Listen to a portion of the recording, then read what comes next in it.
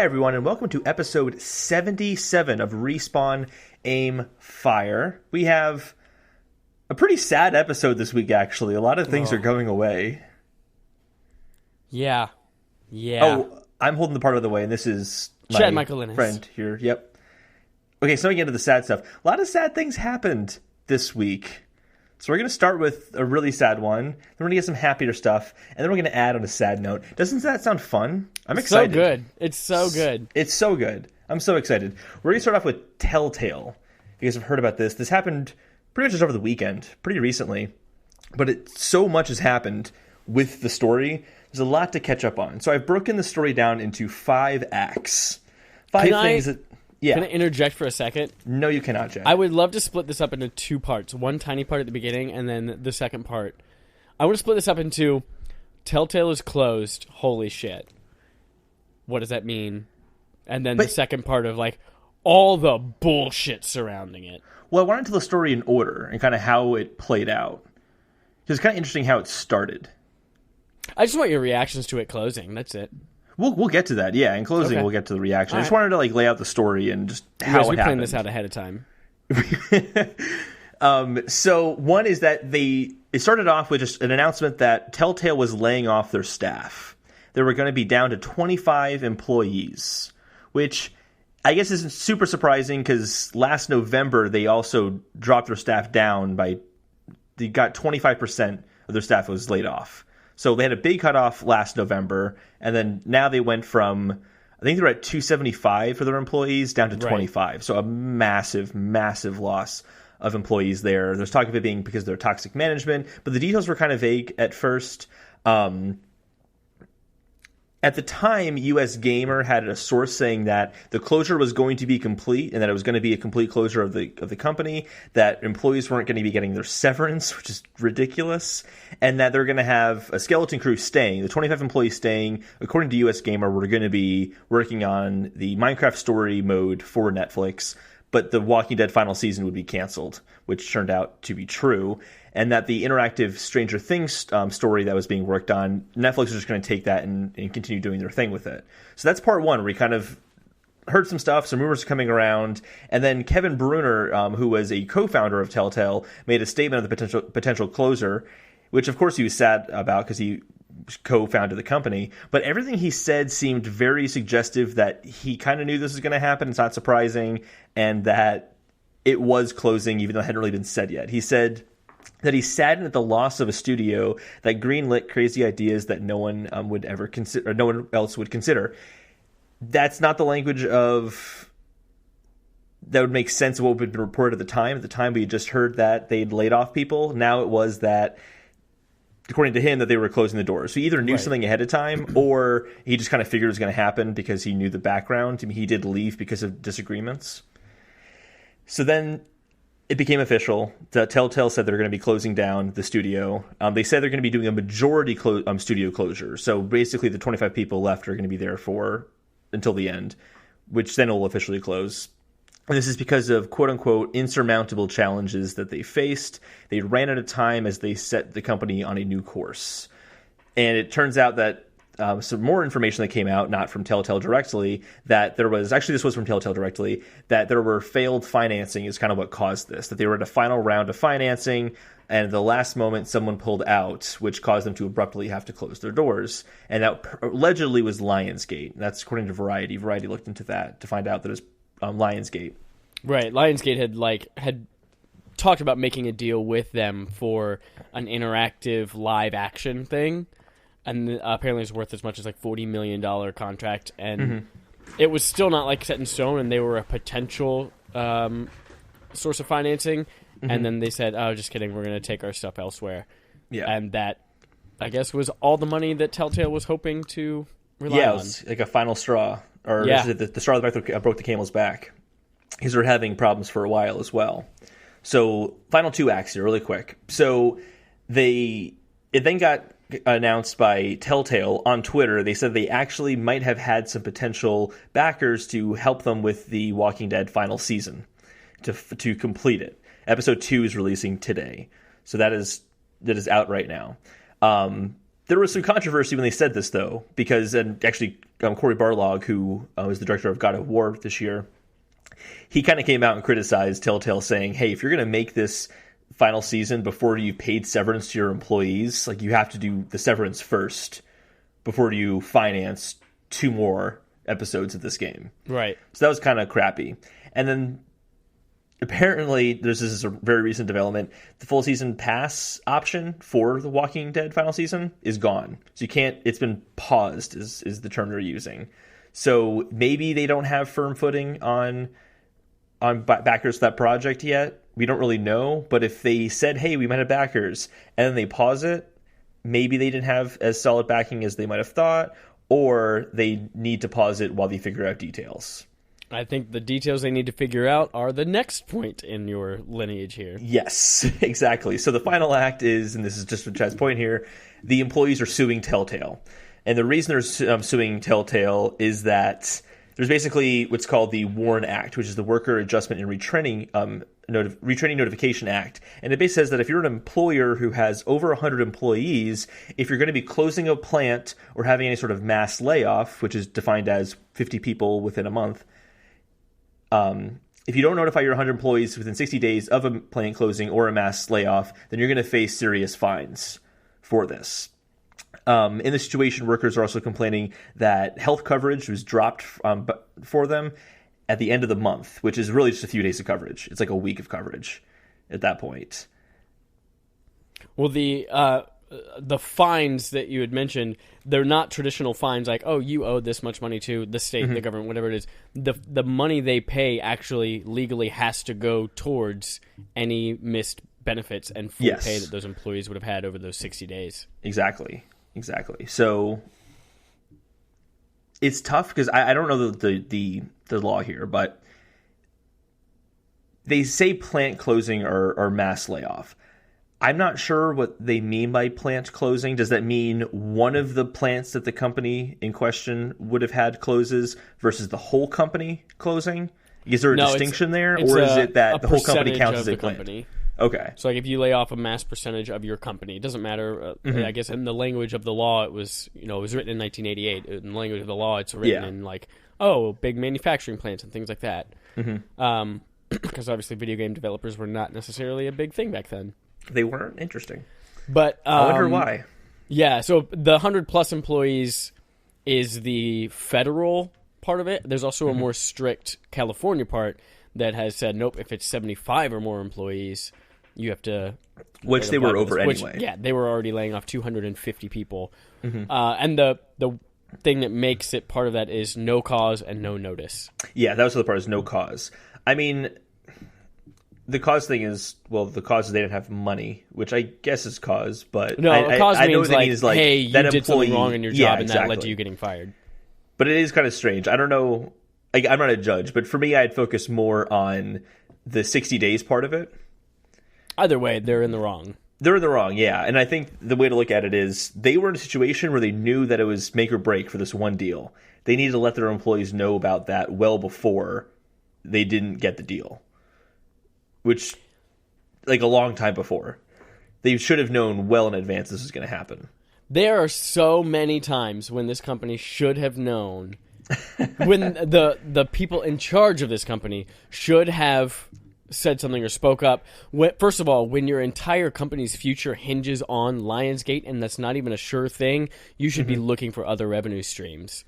Yeah. When this, quote, other revenue stream just comes out of the woodwork and says, hey, we want to help you finish episode 3 and 4 of Walking Dead, why didn't they seek out that funding from those people before they said, oh, by the way, we're just closing everything down? So the revenue should have been they should be definitely more transparent with their employees. Be like, listen, we only have enough money. We're going to make it to this. We're in this round of funding with these people. Like, transparency is definitely key there, obviously by law. Thank you to the WARN law. But also, like... Well, they were clearly in serious trouble if they got rid of 250 out of their 275 employees. Like, this was not a small hurdle they were on. It was massive. Yeah. They should have laid off more employees earlier. Like, there are other things they could have done. What's kind of egregious, and this is to Cory Barlog's point, is that all of these people literally got told, you don't have a job anymore. You have 30 minutes to get out of the building. They were allowed 3 hours to come back in today and get all their shit. And then that's it. Their healthcare runs out September 30th. They get zero severance. Some of these people have families. They don't have money to relocate. That's time that they're not getting paid. Most of their staff was contractors, which means that they don't get unemployment because contract is up. Great. You don't have to worry. You can't go. You were not an employee of that company. You were a contractor they hired. So many of these people can't even get unemployment to help pay while they look for a new job. And then they come out and say the next day in a tweet, by the way, we found some extra money. We might be finishing these 2 episodes.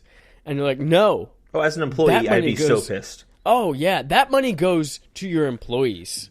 That money goes, well, obviously, if you think you're going to be able to spend that money on I don't know how much money they're getting, but if you think you're going to be able to spend that money on finishing episode 3 and 4 of Walking Dead, good luck after this lawsuit makes you first pay 60 days worth of benefits and full pay to all of these people, and then you can see what you have left over to finish. Second, who's going to make these episodes? That tiny team of 25 people? Or are you going to hire these people back for 2 more months? Are they even going to want to come back after they, with 30 minutes notice, told, hey, you have to get out of the building?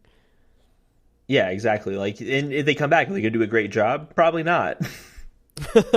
I mean, I'm sure a lot of them would be like, you know what? I enjoyed my time at Telltale. I have friends there. I enjoyed working there. Some of them are like, you know what? I have no other fucking option right now. So yeah, I'm going to work there while I look for other jobs. But yeah, there would be a lot of people who'd be like, no, fuck you. I'm not coming back. Make your game on your own. Yeah.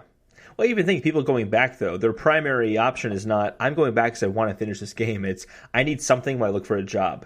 And their primary focus is going to be looking for that job, not making the game for Telltale. Right. So what a depressing story. Very depressing. And so out of nowhere, like, I really thought this is a company that was on very stable footing. Sometimes companies make layoffs because, hey, we want to shift directions. They'd said they wanted to shift directions. So I never took the layoff as necessarily a super bad thing. Right. When companies change directions, they do management that. Yeah, it was very surprising because it seemed like they were doing really well. And I didn't get a chance to really delve into the numbers. Also, these would be really daunting numbers to look at. But to look at how many games they're releasing per year and how that expanded from 2012 and on when the first season of Walking Dead came out. But the reason it's daunting is they released these games on every platform imaginable. So they were probably stretching themselves way too thin. That's true, which you can see in the fact that they never updated their engine. They were excited to release their next new project. I think it was Netflix's Stranger Things was going to be on the new Unity engine. But it's just so crazy to think that like no one is immune. Even a company that we thought, Telltale, everyone thought, oh yeah, that's a top tier developer. Well, they're unique. No one else is doing what they're doing. Yeah. And they're working with Marvel. They're working with DC. They're working with Netflix to create all of it. HBO. They have all of these partnerships. And then literally with 30 minutes notice, the whole company's dissolved. That's insane. It's very Enron-like. Although Enron was definitely more malicious, but... That's insane. It is a very Enron feel to it. I'm very curious to hear the story afterwards, like what happened internally. Oh, there's going to be a Jason Schreier article. There's going to be a Danny O'Dwyer no clip. There's going to be... This is going to be cracked wide open. And with absolutely. I cannot wait. How I'm very curious to hear the story. People are on Twitter about it already. Like, yeah, this is going to come out pretty soon. Absolutely. When I say I cannot wait, I don't mean like I'm excited because obviously the people lost their jobs is terrible, but I'm really curious to hear what happened behind the scenes because I think it's something that we could learn from as well because it kind of had everything going for them. Everything but that engine. I know personally. I know personally. I played a lot of Telltale games. I started with Walking Dead Season 1. I cried. I loved it. I played Season 2. I played 400 Days. I played Game of Thrones. I played Borderlands. Tales from the Borderlands was fucking fantastic. So I played a lot of their shit, but it was, by the time Game of Thrones was done, I was just like, I'll come back when things are running smoother. When it feels like I'm playing a next-gen game, I'll come back. And it apparently never happened. I mean, we even got Batman for free with PlayStation Plus, and I still haven't even started the first episode. It was like, I was always waiting for them to, okay, when they make the next jump in technology. And that's kind of why I never started playing those games is every time I'd see a game of theirs in some sort of video online, I was always turned off by it. It just didn't feel. It felt lifeless to me. Yeah. And I probably it's so sad because they were such good storytellers. Yeah, that's kind of what I kept hearing is like, no. Like, I know it looks lifeless, but like when you get into the story, you hear the characters, like you really get involved in it. And I'm like, yeah, but it doesn't look great. And it looks odd. And I just never went to it for that reason. And I wonder if they had started going for that next gen stuff earlier, which they really could have been. I mean, it's now been 5 years since next gen consoles came out. They had the opportunity to be doing this for a while. Yeah. I wonder how much of that was hindered by being on mobile and things like that, not being able to get to their next gen engine yet. I'm sure that has something to do, wanting to literally be available on everything in the world. Yeah. Oh, Holden, that's depressing. Sad stuff. Can we talk about things less depressing like Spider-Man? Chad, I know you're excited to talk about Spider-Man. Tell me about Spider-Man. Holy fuck, this game is my life. First of all, if you've been following me on any social media, you know that I'm playing it nonstop, and I'm posting screenshots every single day because I can't stop taking photos in this game. It is gorgeous. It's beautiful. And we already talked a little bit about it last week, so I'm not going to go on too long. So do you know how I know you were playing Spider-Man? How? Because you have a trillion messages in your PlayStation inbox? So I hadn't turned on my PlayStation in, honestly, probably a few weeks. I've been mostly playing on my Switch lately. And I turned on... Actually, the last time I played my PlayStation was Heavy Rain. Oh, man. Okay. Yeah, it's been a little while. So I turn it on, and I'm going to update things, and I'm trying to download some more games to my PS4, and it kept getting interrupted by a message prompt coming up all the time. There were message prompts from Chad sending Literally himself screenshots hundreds. to me for 10 minutes. Literally hundreds of screenshots. Non-stop notifications from Chad for 10 minutes. Because it kept going, it kept saying, Chad sent you an image.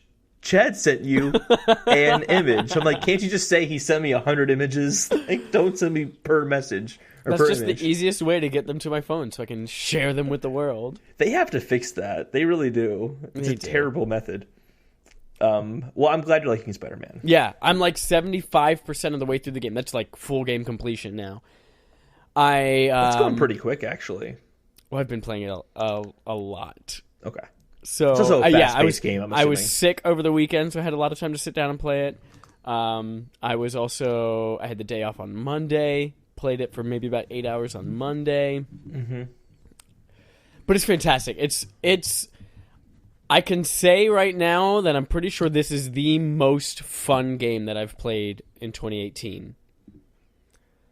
More so fun it's than not God of better, War. More fun than God of War, but not better than God of War. I don't think yet it's better than God of War. Okay. Again, story-wise, I'm maybe about halfway through the game. Okay. But holy shit, the comedy, the humor, his quips are perfect. Spider Cop. Have I told you? Have you experienced Spider Cop yet?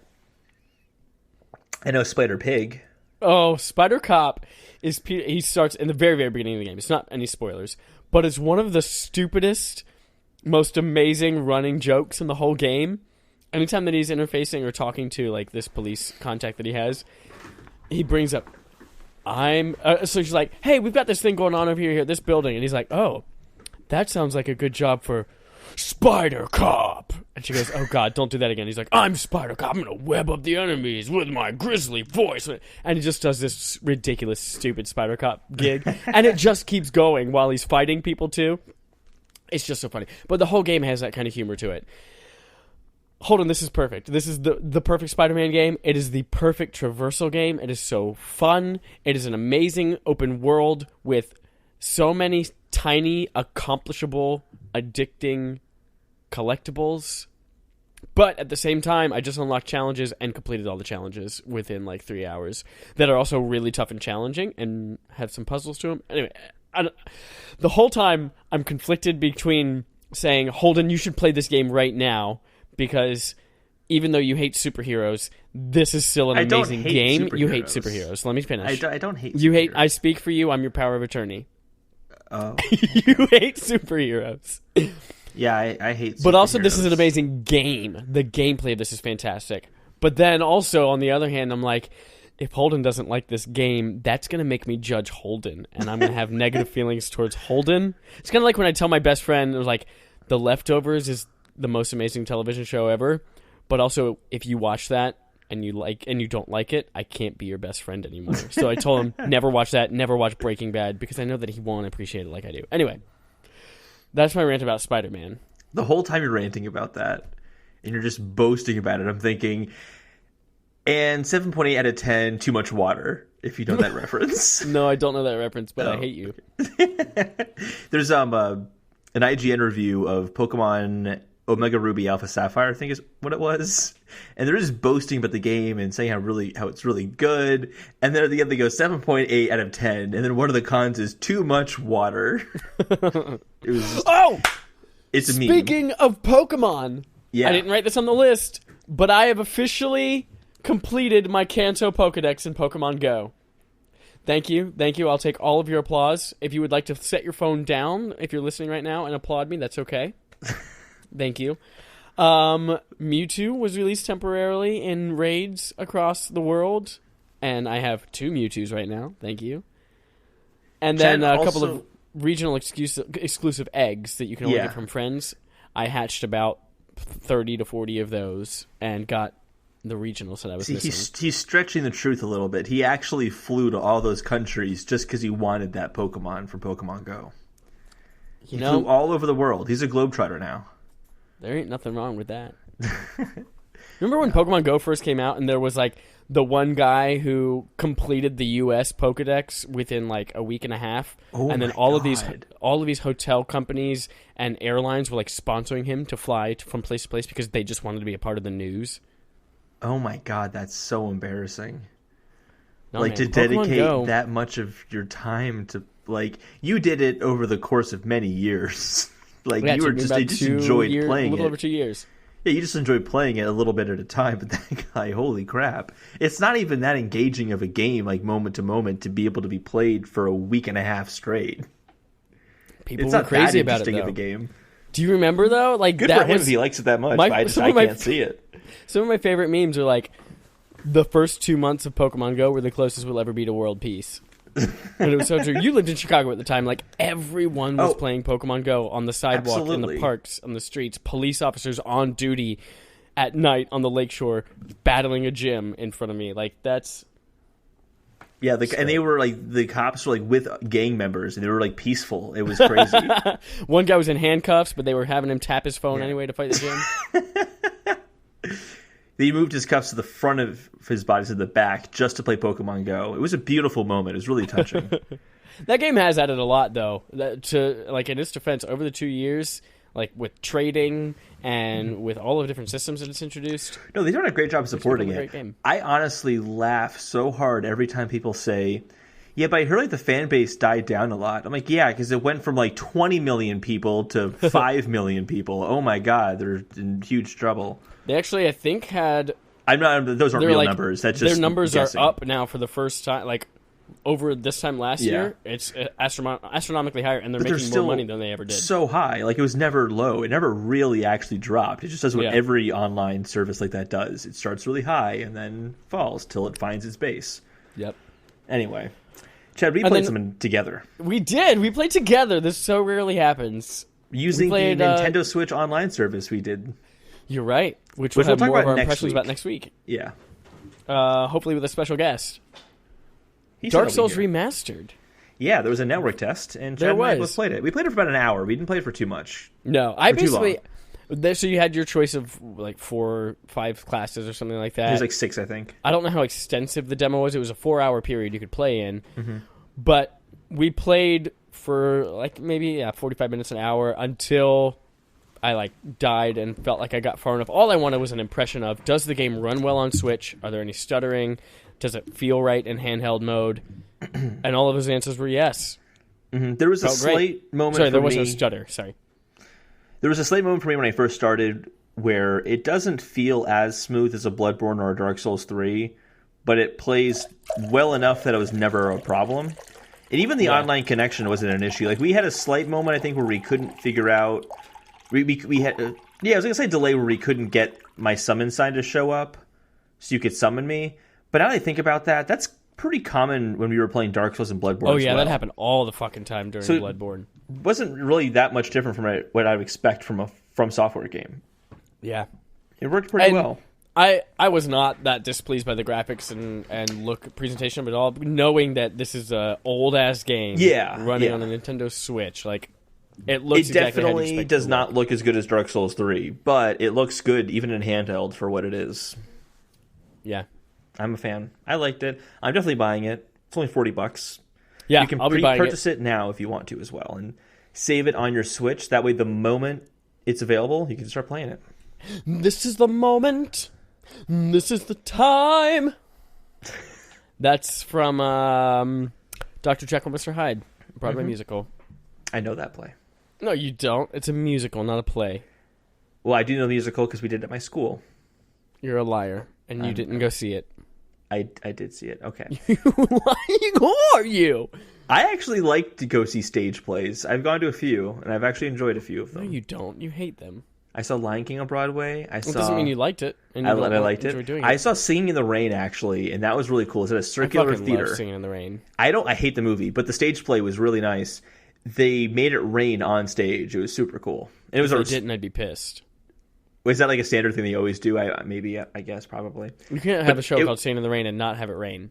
Well, they could have done like fake rain, but it was like real, like water falling from They did not summon Poseidon and make it rain. It was fake rain, Holden. No, but I mean, like, they don't have like a sound effect to make it like sound like it's raining, but it's not really rain. That's what I mean by fake rain. I know it's all fake. I just feel like real water falling. Thank you, Chad. They crashed a hole in the ceiling and summoned the gods themselves to pour down guys, upon it started Greece. raining earlier. We just didn't predict the forecast right. So I have another thing I played, but it's more of something that I bought that allowed me to play in a fun way. Ooh. I got what's called an 8-bit DOE controller, which I hate that name, but it's 8-bit and then DOE, like Nintendo. And it's basically an SNES controller, but it's wireless. It's designed to plug into an SNES Classic and play that wireless. But you can also plug it into a computer if you want to play games on your computer instead. So I'm using that to play Donkey Kong Country 2, which we'll talk about next week. Did you get the SNES version or the NES controller? The SNES version of it. And I got the one with the Japanese color layout. We got to the multicolor buttons. Yep, which looks great. And this can also really replace nice. a Joy-Con, correct? Like you can pair this with your Switch. No, not this one. But there are ones. There is an 8-bit DOE that you can do that though. Yeah, right? I looked at their website. They have an insane amount of controllers. It's kind of ridiculous how many there are. But I got this one, and it's really good. It feels exactly like the SNES Classic controllers that I have. It's really, really solid. So I highly recommend it. But when using it, I played Beyond Our Barf game, Donkey Kong Country 2, Diddy Kong's Quest. I played Beyond Our Barf. That sounds like a Lifetime movie. Beyond Our Barf. Sorry. Keep going. She was a lonely housewife. Have you ever seen The Spoils Before Dying? I think I made you watch this. Oh, is it the Kristen Stewart, Will Yes. Ferrell Well, that was thing? Spoils Yes. of Babylon, and then there's The Spoils Before Dying, which is like the spiritual successor to it. And they're both just fucking hysterical. So I played Super Mario Land, which is the Game Boy. Yeah. Mario game. Super Mario Land 1 or 2 6 golden coins? Super Mario Land 1. And it is... one with the Sphinx? Yes. It is very funny how that game got around the limitations of being on a Game Boy. There's so many things that are just different. So, like, for example, when you throw a fireball, you have to wait for the fireball to leave the screen or hit an enemy before you can throw another one again. You can't go backwards at all. Yep, not enough RAM to keep that stuff in memory. Exactly, so it just kind of has to keep you moving forward. But it also means it's a lot easier because they can't keep many enemies on screen. So there's like one, maybe two enemies on screen at any time. It is so much easier, but then it's harder in the sense that if you die, you have to start the whole game over again. You can't, there's no, world map. There's no world map. It's actually still fun. It holds up pretty well. There's no world map where you can, go to the next white dot on the map to play that level. Like, that doesn't happen. It's just like the original Super Mario Bros. You just go to the next level, and then you die, you go back to the very beginning again, and you start over, and you just keep going. But the worlds are so short. It's so short. I got to World 1-3, And then the boss showed up. I'm like, oh, this must be the midway boss. No, World 1-3 was the last level of the world. There were only 3 levels per world. And I didn't beat it. I got to World 3-2 or something like that. I think there's only 5 worlds in that game. Is there only 5 or something like that? It's a very, very short game. Yeah, what's a Game Boy cart, bruv? No, exactly. Yeah, it's the limitations of being on a Game Boy. But it was still awesome. It was still fun. It still held up pretty well, actually. I'm looking it up right now. I'm curious how many levels there are. Have you played Super Mario Land at all? Oh, yeah. I played it on a big fat brick Game Boy as a kid. I actually hated that Game Boy. Dude, well, that's all we had when we were that age. Oh, there are only 4 levels, which means there are 12 levels in total. I was much more fond of Super Mario Land 2, the 6 golden coins, and there was the Halloween level. There was the rabbit ears thing that made you fly a little bit. Mm-hmm. There was, God, that was good. And Wario Land. That was also a great one on Game Boy. Fun stuff. God, lots of good memories of Game Boy. We should talk about that sometime soon. We should. Maybe later on in this episode. All right, I agree to it. All right, cool. We already agreed to it, so that's nice. Moving on. Leaderboard. Woo! So we're doing Leaderboard a week early because we're doing Barf late, so we kind of switched their place. Yes, reminder, Donkey Kong Country 2, Diddy's Conquest, next week, October 2nd. Write your shit in. If you've played it before, great. If you haven't, do what you think Diddy Kong looks like from memory. Sketch that, and then take a picture of it and send it to us on Twitter. So, 2 games for Leaderboard this month are Shadow of the Tomb Raider and Dragon Quest XI: The Elusive Age. So, Shadow of the Tomb Raider kind of came out. It came and then went, I feel. Oh, yeah, that poor game. Yeah. Oh, it's because Spider-Man came out. Yeah, pretty much. So, it got a Metacritic of 78, which is not bad. That's pretty good. It got 40 positive reviews, 14 mixed reviews, and 1 negative review. And it actually seems like, of the most recent trilogy, this is the best one. And it's because it finds a really good balance between combat, exploration, and puzzles. Where it's really more focused on puzzles than exploration and then combat, kind of in that order. Combat is not something you're doing super often in the game. It really only happens when it's important in the story. And it's actually been kind of shown as a highlight to the game. Interesting. Where it's not like this just run and gun shooting affair the whole time. It's really more focused on being a Tomb Raider, which is kind of a cool idea. Oh. See how that works? That's works? like the name of the game. Yeah. Okay. But also the story is really good. The puzzles are great, and the puzzles also feel fresh throughout. They don't repeat ideas very often throughout the game. So those are kind of the positives. The odd thing I kind of found is that no one could really agree on how they felt about Lara Croft as a character. Lara. And here's this is what it seems like to me. She's way better of a character than she was in the 90s when she was basically, as Colin Moriarty put it in his review, she was a character. She was just big boobs. That was her character. That was it. What is my super objective in life? 2 big boobs. That is my objective. 2 big boobs. So she has more of a character because she actually is a character this time around. So people like that a lot. However, some people were pointing out that her character is not necessarily the strongest. She's kind of unlikable. She's arrogant. She apparently puts her friends into bad situations by kind of manipulating them. She's a little abusive towards her friends. So she's not a great character. She's not a good person. She's not a good person necessarily. She's kind of unlikable. That's kind of what the idea I was getting from the trailers is like. It could be possible Lara Croft is the bad guy in this game. Yeah, so they kind of kept saying that a lot of the decisions she's making causes the consequences you're trying to get yourself out of later on in the game. So it's kind of hard to root for her as a character because she keeps causing her own problems. Yeah. So that seems kind of frustrating, but it's definitely a step up from where she was in the 90s. So like the fact that we can debate her character actions is a huge step forward. The world felt alive, definitely felt like each area had a story behind it. And the granular control of the difficulty is something that was a big plus. It was something we talked about as a news story a while ago. And that is that you can change the difficulty for puzzles, for I almost said for story, for exploration, and for combat separately from each other. You can change the difficulty of the story. Give me the spark notes of the story. There's a commentary just like, in this scene, Lara is walking across the room, upset about... Thanks, narrator. Do people still read spark notes? Or do kids in school now just go to YouTube and be like, "What's up? My name is Jerron, and this is how the Scarlet Letter goes. All right, this bitch, she cheated." I never thought about that. That's really funny. But I did this funny Spark Notes moment recently. I was rewatching, like a month ago or so, the Phantom Menace review by Red Letter Media. If you guys haven't seen that, it's insanely brilliant. It's hysterical. Chad hates them. But... they show footage of George Lucas writing the script for episode 1, and next to him on his desk are just a stack of Spark notebooks.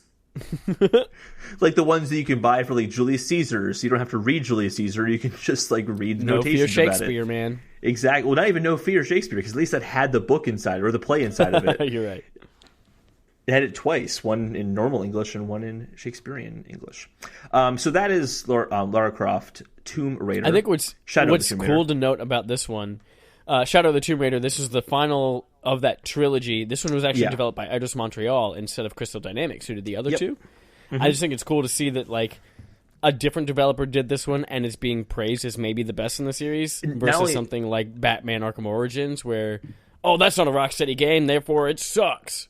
Exactly, and that's something that's been said as well, is that it doesn't feel different than the other ones, and that's actually to its credit. Like the fact that it's so cohesive with what the other games in the franchise were trying to do, that it doesn't seem super obvious that another developer worked on that is really impressive. That's pretty cool. Yeah. Next game up is Dragon Quest XI, The Elusive Age. It got an 86 on Metacritic, 73 positive, 5 mixed, no negative reviews. This is one of those games that I want to play, but I'll never actually play. I feel the same way about it, and I had a hard time with the reviews of this game because so many of them would say something that sounds really bad, and then they would kind of come up and say, no, but it's actually good, and it works because they do it well. An example is that this game is a very traditional JRPG. It's very similar to past Dragon Quest games. It doesn't necessarily modernize the mechanics. It's still a very linearly told, turn-based RPG. It's very traditional in how it plays out. You don't have these like real-time, battle systems anymore. It's pretty standard for what you'd expect a JRPG to be, even going back to like the SNES era.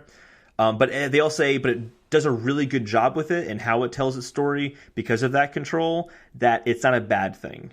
And they even say, like, even the story's not that interesting, but because the characters are so interesting throughout and animated and have unique personalities that all feel unique, it's fine, it's great, and I love going through the story. And even though it was linear and you couldn't just explore the world at any point, go anywhere you wanted to, when you do get options to go to a side quest, they tend to be very off in the distance. So it's still linear, but you feel like this explorer because you're traveling off the beaten path somewhere else. And everywhere you go feels unique and different, and you always feel like you're discovering new things. So it's kind of like, it's not linear, but the way it guides you through the world is effective. So it feels like a kind of an old style JRPG. If you're not into that, you're probably not going to be into this. But if you really like those things, it's a really good version of that. Cool. If that makes any sense. Yeah. Some of the even just watching some clips of this game, some of the locations are really stunning looking, and you do get a sense that these locations really do vary quite a bit, not just from like cities and towns, but the locations in between those. The only thing that reviewers kind of pointed out that didn't feel as lively is some of the dungeons felt kind of bland, but there were still scenarios in each of those dungeons that made it interesting per dungeon, even though the design of them felt pretty similar. And then even that same kind of line of criticism or praise, or praise and criticism, no, other way around, criticism and praise, goes into the combat system.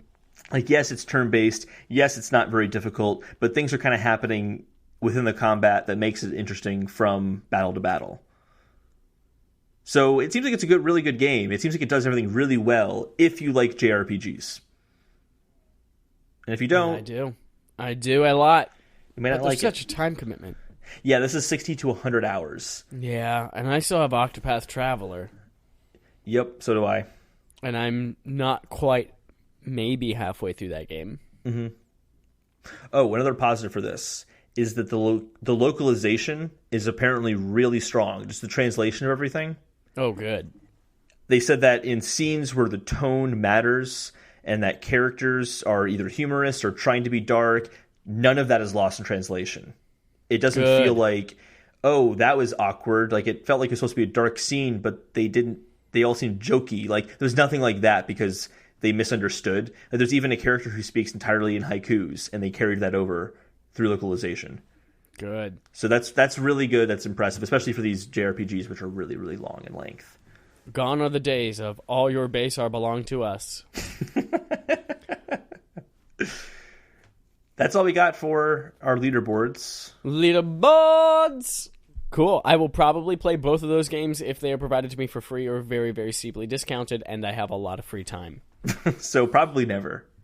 Unfortunately, probably. Even though I'm legitimately interested in both of them.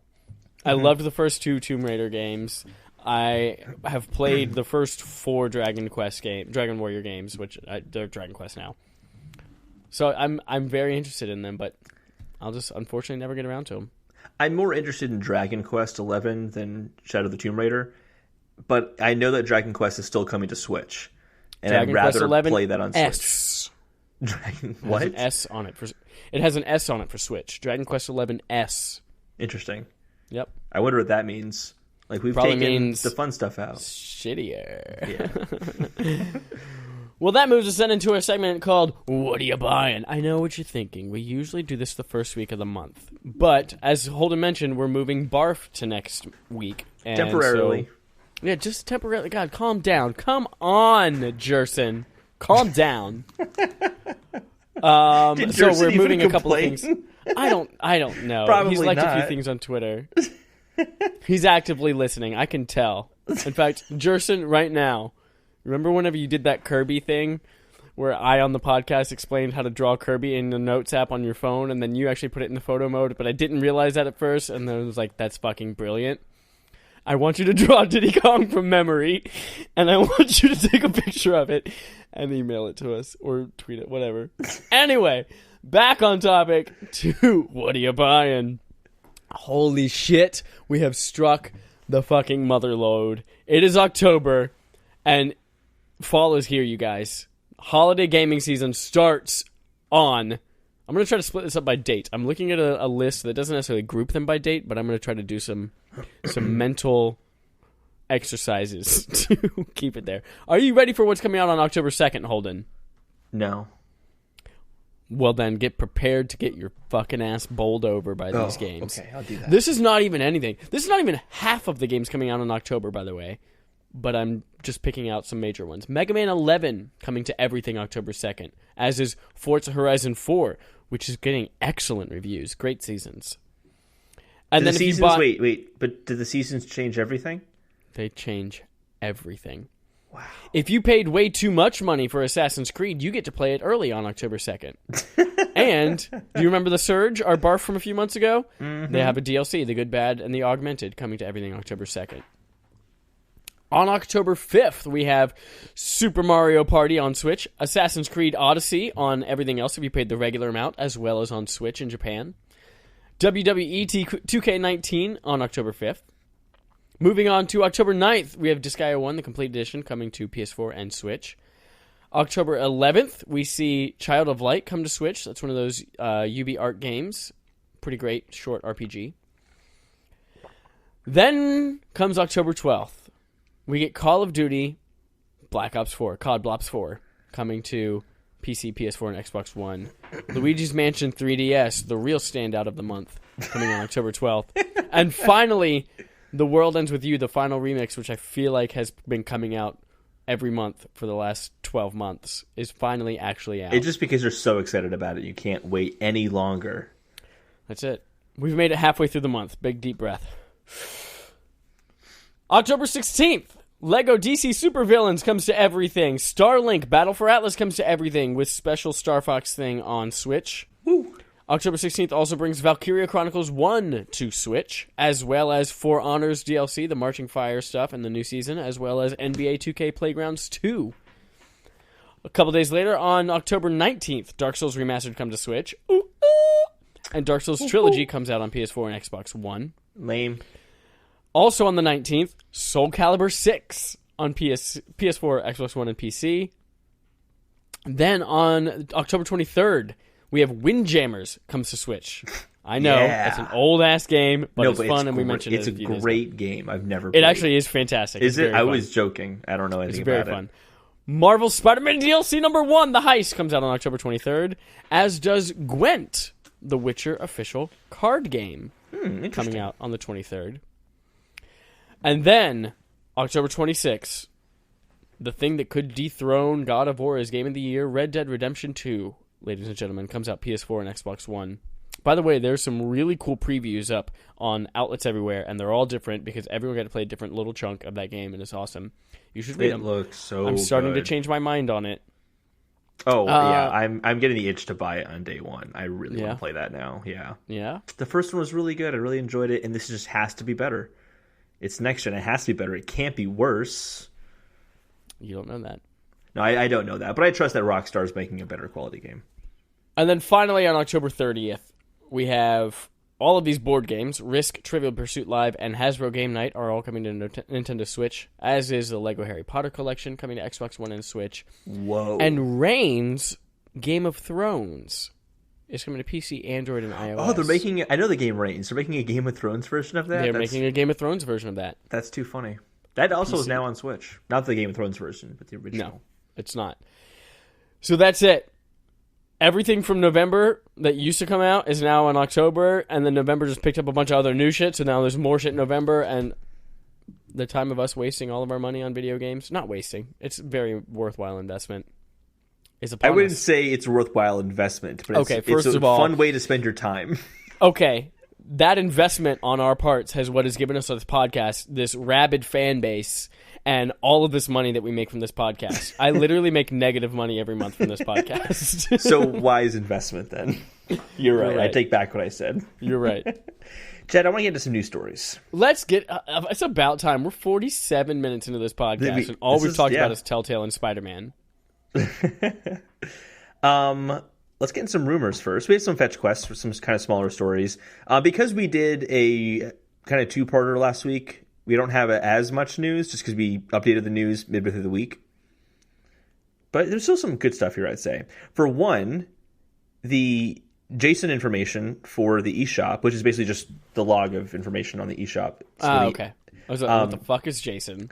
It's just a very simple explanation for it. I don't want to get into it, but it's JavaScript, basically. Great. The eShop information updated to show a DS and N64 categories. Shut up. So that is a rumor. It doesn't mean that they're going to release this anytime soon, but if the information's there... Wait, it's a rumor that stuff has been updated to have those categories? The information, it's in that... It is there. The information is there. It is categorized as rumor because it's not official information that Nintendo has said, we're going to put N64 and DS games on there. But if they're putting the information on their store, they're thinking about it enough that they did that. So slap my ass and call me Carol. So it's exciting. I think it's odd they chose DS and N64. Like, why those two? They weren't the same time frames. Because a lot of the N64 games got ported to DS. Okay, that's fair. That's actually a good point. Well, wait, no. What was besides Mario 64 DS? That was the only one I thought of, and then I assumed more. So that's the only one I can think of. But that was one they would bring over. So. The other rumor we have is this is even a rumor. It's just not official. But the ESRB has rated 2 Castlevania games for PS4, Symphony of Night, and what was the other one, Chad? Ron something? Romulus. I don't know. Romulus? I don't think it's Romulus. I'm looking to pick up the story right now. I can find out. Here it is. Rondo of Blood. So they've been rated for PS4. So they're probably coming. But these are some things that have been officially announced. Let's talk about those. All right, go for it. So one, this is kind of a clarification on Nintendo's part, and it's still shitty. So Nintendo says that the cloud saves will be held for up to 6 months after ending your service. However, they are still only accessible with a subscription. So if you want to get your saves back after you unsubscribe, you have to resubscribe. So basically, you can only access them if you're subscribing. They'll hold on to them for 6 months if you decide you don't want to use the service for up to 6 months. I still think that's your save. You should be able to do what you want with it. I don't know. I mean, it is server space that you're renting, as small as it is. But like, so let's say that this happened all the time on people's devices that I would see when I was at my last job, and that was that people would have their cloud storage fill up on their phone, and they didn't want to pay for it anymore, so they would turn it off, and then it would say the message like, "Hey, we'll keep your information in the cloud for 30 days for you to download down if you want it," and that's kind of standard practice in how these things work. But Nintendo's Holy not shit, hold on, making I'm so sorry. I'm so sorry. I have to admit, for the last 3 minutes, oh my god. Oh, What? the joyous Jesus Christ. What? Oh, I officially own a Sony 500 million limited edition PS4 Pro. Seriously? I had my phone open looking at notes, and a tweet came in from Wario64 that said, "Hey, that PlayStation 4 Pro is available for purchase at Dell." So I tapped on it and bought it. I got one. Congratulations. I got one! God damn it. Oh, God. Sorry. Whew. I'm so happy for you, Chad. I know that making you very happy. I'm so happy for you, Chad. I'm so happy. I gotta send this to Alex right now. Continue talking about whatever the fuck you were talking about that I wasn't listening to. I actually want your opinion on this, so I'll move on to something else, then we'll come back to it. Anthem is in alpha right now, and Casey Hudson, who is kind of leading the project at BioWare there, said that it feels like the studio is making like Baldur's Gate again. It has that same energy they had when they were making Baldur's Gate, which is exciting. When he basically said that in the alpha state, it means that all of the components that are going to be in the game are in place, and they can play the game fully. There are a lot of bugs they have to work out, but the game is fully playable now. And now the team is able to play the game. They're able to share the game with each other, and there's a lot of energy going through the studio. They feel like they're making something special, just like they felt when they were making Baldur's Gate. So that's kind of cool exciting. to hear. That is exciting to hear, yeah.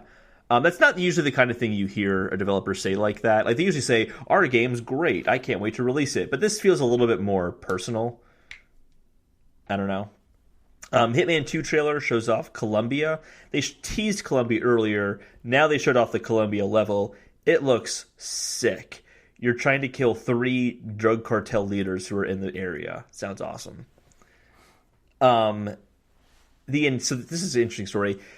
Capcom talked about Resident Evil 2 Remake, and they said that because of the enhancements that they've made to the gameplay and to the story, some things are kind of laid out differently. The producers feel like this is a new entry in the game, as opposed to just a remake. Yeah, that's exciting. That's very exciting. And I think that obviously it's a little bit of a press, like, marketing speak, so that it's continuing to stay in the conversation, but he kind of means, like, there are these little touches we're making to the gameplay that add up to a point where we put a lot of effort into this. We didn't just remake Resident Evil. We added things that we feel like are part of Resident Evil going forward. Which mostly are like specific things, like when a zombie claws at you and it rips your skin, it does so realistically based on where it actually scratched you. So it'll differ depending on where the zombie attacks you. Like, little things like that is kind of what they say are adding up. The story, are you back now officially? You're like, I'm back. I'm back. Your adrenaline rush is winding down. The story I wanted your opinion on was Nintendo holding cloud saves for 6 months, right? Right. And what I was saying is that the precedent for that kind of situation where you're ending your subscription with something and that company's been holding that information in the cloud for you with that subscription, the standard has been that you can go to their website and download the information within a certain period of time because it's your information. Right. You get it back. And that's not what they're doing. They're basically holding it within the subscription service, saying, yeah, you can get it back. After 6 months, we'll delete it. If you want it back again, you got to get back in the service. They're just not offering a way to download that. It's still on your Switch. You don't lose it on your Switch. We're right, but the cloud saves themselves. Yeah. Yeah, but two things. Yeah. One, until recently, mostly with social media, that was not a case. That was not a legal standard. There were companies that would allow you to do that, but it was definitely much like a courtesy that they do. Like, it's not something that was required by law. Mm-hmm. Secondly, when has Nintendo ever been known to follow the standard on anything? This is... I totally get what you mean. This feels a little bit different for me, though. Whereas this feels hostile to consumers in the sense that... So, like, all right, let's say that you get your Switch replaced, right, through Nintendo. Yeah. Sometimes, before the online service existed, you could download your saves from the cloud, you could re-download your saves again because they saved them for you. There were, I feel like, Reddit stories that showed that happening. It was kind of rare, but not all the time. My brother had his Switch sent back. He lost all of his save information. It just depends on, I'm sure, if they can save the hard drive or not. Anyway, now they do have an option of saving your information in the cloud for you, right? So if you're paying for the online service, right, and then you stop paying for the online service, but you still have your save files, it's been 3 months. You send your Switch in, you get it back, you lost your saves. But your saves do still exist for some of your games in the Nintendo cloud, right? Right. That's yours. You should be able to access it based on the precedent set by other companies, which, because it's a precedent set by other companies, is a standard that people would expect. You now have to shell out money if you want those saves again. You could just get the 1 month for a few bucks a month and get your saves, then cancel the service again if you wanted to. But that's just kind of crummy to put a user in a situation like that. Can you... I can't think of any precedent where even more than a few months... Like, even more than a month or two. 6 months is a long time. It's usually 30 days. That is, yeah, that sounds longer than normal. But they're holding it unless you give them money.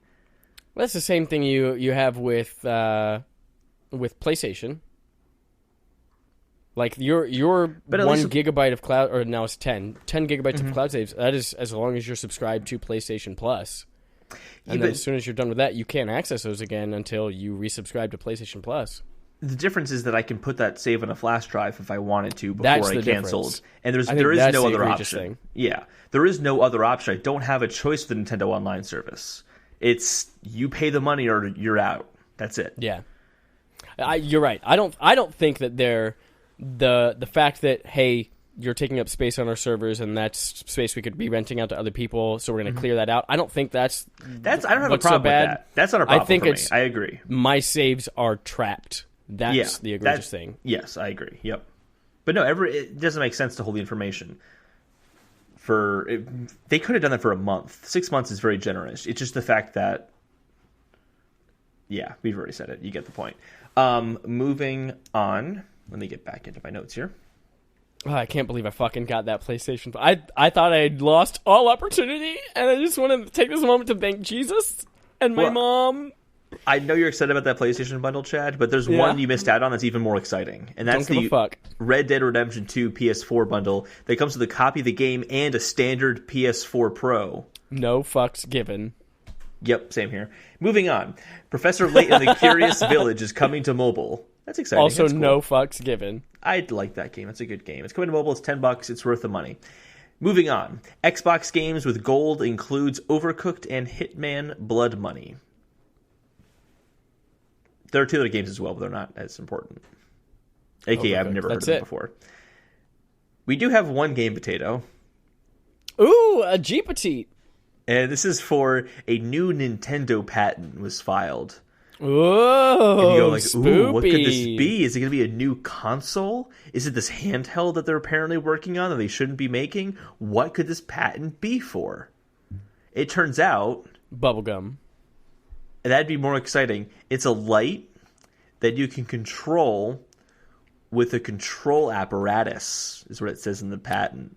And the light can get dim, and then it can get bright. And in the morning, it can get really bright to wake you up. Oh. The patent was rejected, so they're going to submit it again. because this exists already. This is already like accessory you can get for your smartphone, where it's an alarm clock that gets really bright to wake you up in the morning. It's a really dumb patent, but it's a great headline. New Nintendo patent. Oh, what's that going to be? It's a light bulb. It's a light bulb.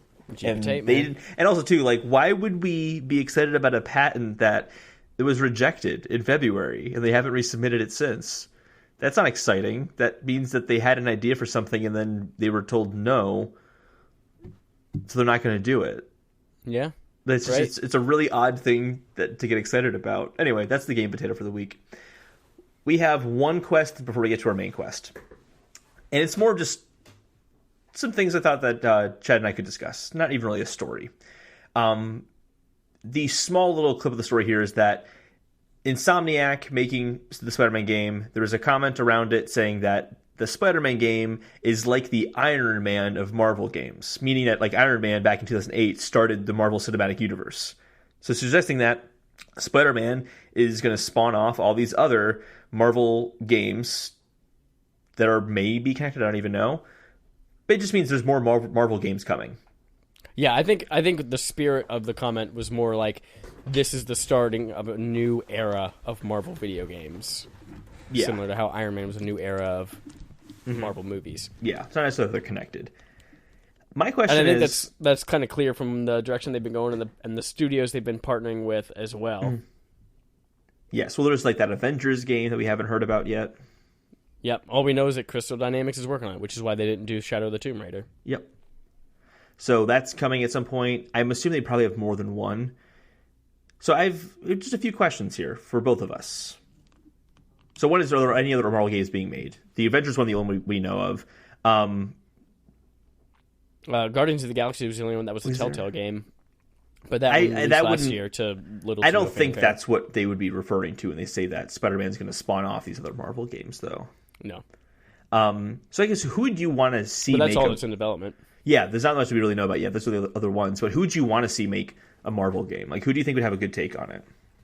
Obviously, Sucker Punch, having come off of course, their 3, kind of 4 if you count Last Light, Infamous games. Mm-hmm. They have excellent pedigree with traversal, superpowers, combat, all that kind of stuff too, and some pretty good storytelling as well. So they are obviously a shoe-in. Seeing some of the mechanics of Anthem obviously gives me Iron Man vibes. Like, that could make for a cool Iron Man game, but I don't think that we don't have BioWare creating an Iron Man game. No, but we could see like Respawn making that. Yeah? Yeah, they make Titanfall. Exactly, yeah, Titanfall. Yeah. But they're already making that Star Wars game. So they won't be making it anytime soon, but it does mean they would be willing to work with IPs that aren't their own. Yeah. So you said, so in terms of characters, you're thinking Marvel. Oh, I mean, Iron Man would be a good character, which of course would be awesome. I just thought Iron Man based on Anthem. Yeah. Yeah, I guess if Insomniac made something, what would we want to see from them? I'd love to see a Daredevil game. I really like some kind of interesting take on Daredevil. You know, obviously he's blind. How does that? Well, remember that game made by the former BioShock developers? Was it the horror game based on sound? Oh, yeah. It could be like that. No. And that was a bad game. Let's not have it like that. But I would love to see like what that game looks like and what kind of interesting twists you could put on it. Mm-hmm. That would be interesting. Because you could do a lot of... I just feel like with Daredevil, they do a lot of things like... What do they call that? What's the term? Like, they call it like Eagle View or something like that in Assassin's Creed. When you can like see enemies behind walls and stuff. What do they call that? In Daredevil? Not in Daredevil, but like in games in general. Seeing enemies through walls? Yeah, you can like do like your focus sight or something like that, or your instinct sight. Yeah, I mean it's different for every game, like you mentioned. Is there like calls it Eagle Vision? But is there like a blanket term for it? I guess I'm asking. Seeing enemies through walls? X-ray vision? Sure. I don't know what you're looking for, Holden. You know what I'm talking about. I feel like it would just play out like that. Like that's how you use your listening powers as Daredevil. You know what would be kind of cool? Like an indie title made by Mike Bithell, who made Thomas Was Alone, but also Volume, which was basically like the Metal Gear Solid VR missions, and like a stealth puzzle game Okay. A stealth puzzle game, like top-down stealth puzzle game with Daredevil. I think that would be super cool along the line of Volume. That'd be interesting. I'm going to pitch that to him right now. I'm going to tweet Mike Bithell and say, we think you should make a Daredevil game. And we're going to do it from our Respawn Aim Fire account. And everyone else retweet it, make it go fucking viral with our rabid fan base. I had a pitch for a Marvel game as well. And I was thinking it'd be really funny to do a Octodad game. Where the point of the game, God. Octodad is you're trying to go through life without people realizing you're an octopus. Doing that kind of game, being Bruce Banner, doing normal daily things, trying not to get pissed off at everyone, and hulking out. If you hulk out, you lose. That's it. And you have to like grocery shop, you have to go to the DMV, you have to do all these things successfully without getting pissed off. All right. It'd be a good game. Cool. So moving on. My tweet to Mike Bithell. Well, I'll introduce us to the main quest while you do that. So we had another sad story. We started off with Telltale ending. Now we have another thing ending, and that is the Vita.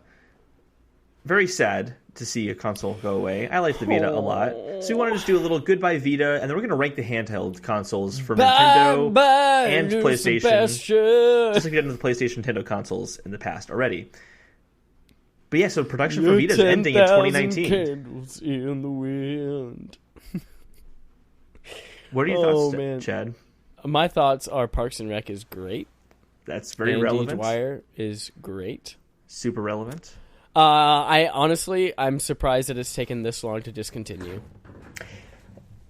Yeah.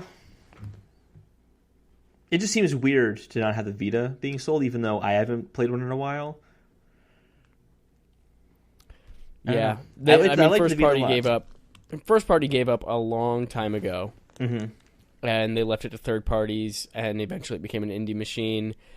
And it was a wonderful machine. It's fantastic. But yeah, it just lost first party for support a while ago. You can't find it in stores anymore, and not because it's selling out like crazy, but it's because no one's buying it. The companies just don't want to stock it. Exactly. So yeah, I'm surprised it made it this long. It had a good run though. I think it sold just about as much as the Wii U. It sold more actually. It sold 16 million units. Well, look at that. Fuck you, Wii U. Mm-hmm. Oh, by the way, I missed Just Dance 2019 is also coming out in October for everything, including the Wii and the Wii U. I thought it was skipping the Wii U, but it was still coming out for the Wii. Still coming out for the Wii U. Wow, that's really sad. So, yes, I'm going to miss Vita. There were some really good games on the Vita. Luminous Electronic Symphony was fantastic. Golden Abyss was better than the original Uncharted, I thought. Oh, Golden Abyss was fantastic. Great game. About Killzone Mercenary. Yep, Killzone Mercenary. Gravity the best Rush Killzone game was fantastic. I loved the crap out of Gravity Rush. And I'm just going to open up my Vita right now. I have it right beside me. Okay. Do you know what was a fun game, kind of underrated, was Unit 13. It was a third-person shooter where you would have just a few minutes to do a level, and you kind of had to do it as quickly and efficiently as possible. And it was one of those games that when you got a level down and you could just walk in and headshot all these guys silently without them seeing you, and you do your mission and get out quickly, it was a really satisfying experience. That was a good game. I liked that game. Looking at my Vita right now, first of all, I think the game that most people, like probably the biggest game on Vita, Persona 4 Golden. It was. I had the numbers. It's not the biggest game on Vita, but it is biggest in terms of like mind share and all that kind of stuff. Like the reason why a lot of people got a Vita. But then half of my gaming library is PS1 classics. I have Breath of Fire 4, Final Fantasy, Mega Man X5, Suikoden 2, Chrono Cross, Metal Gear Solid. All of these things on this Vita.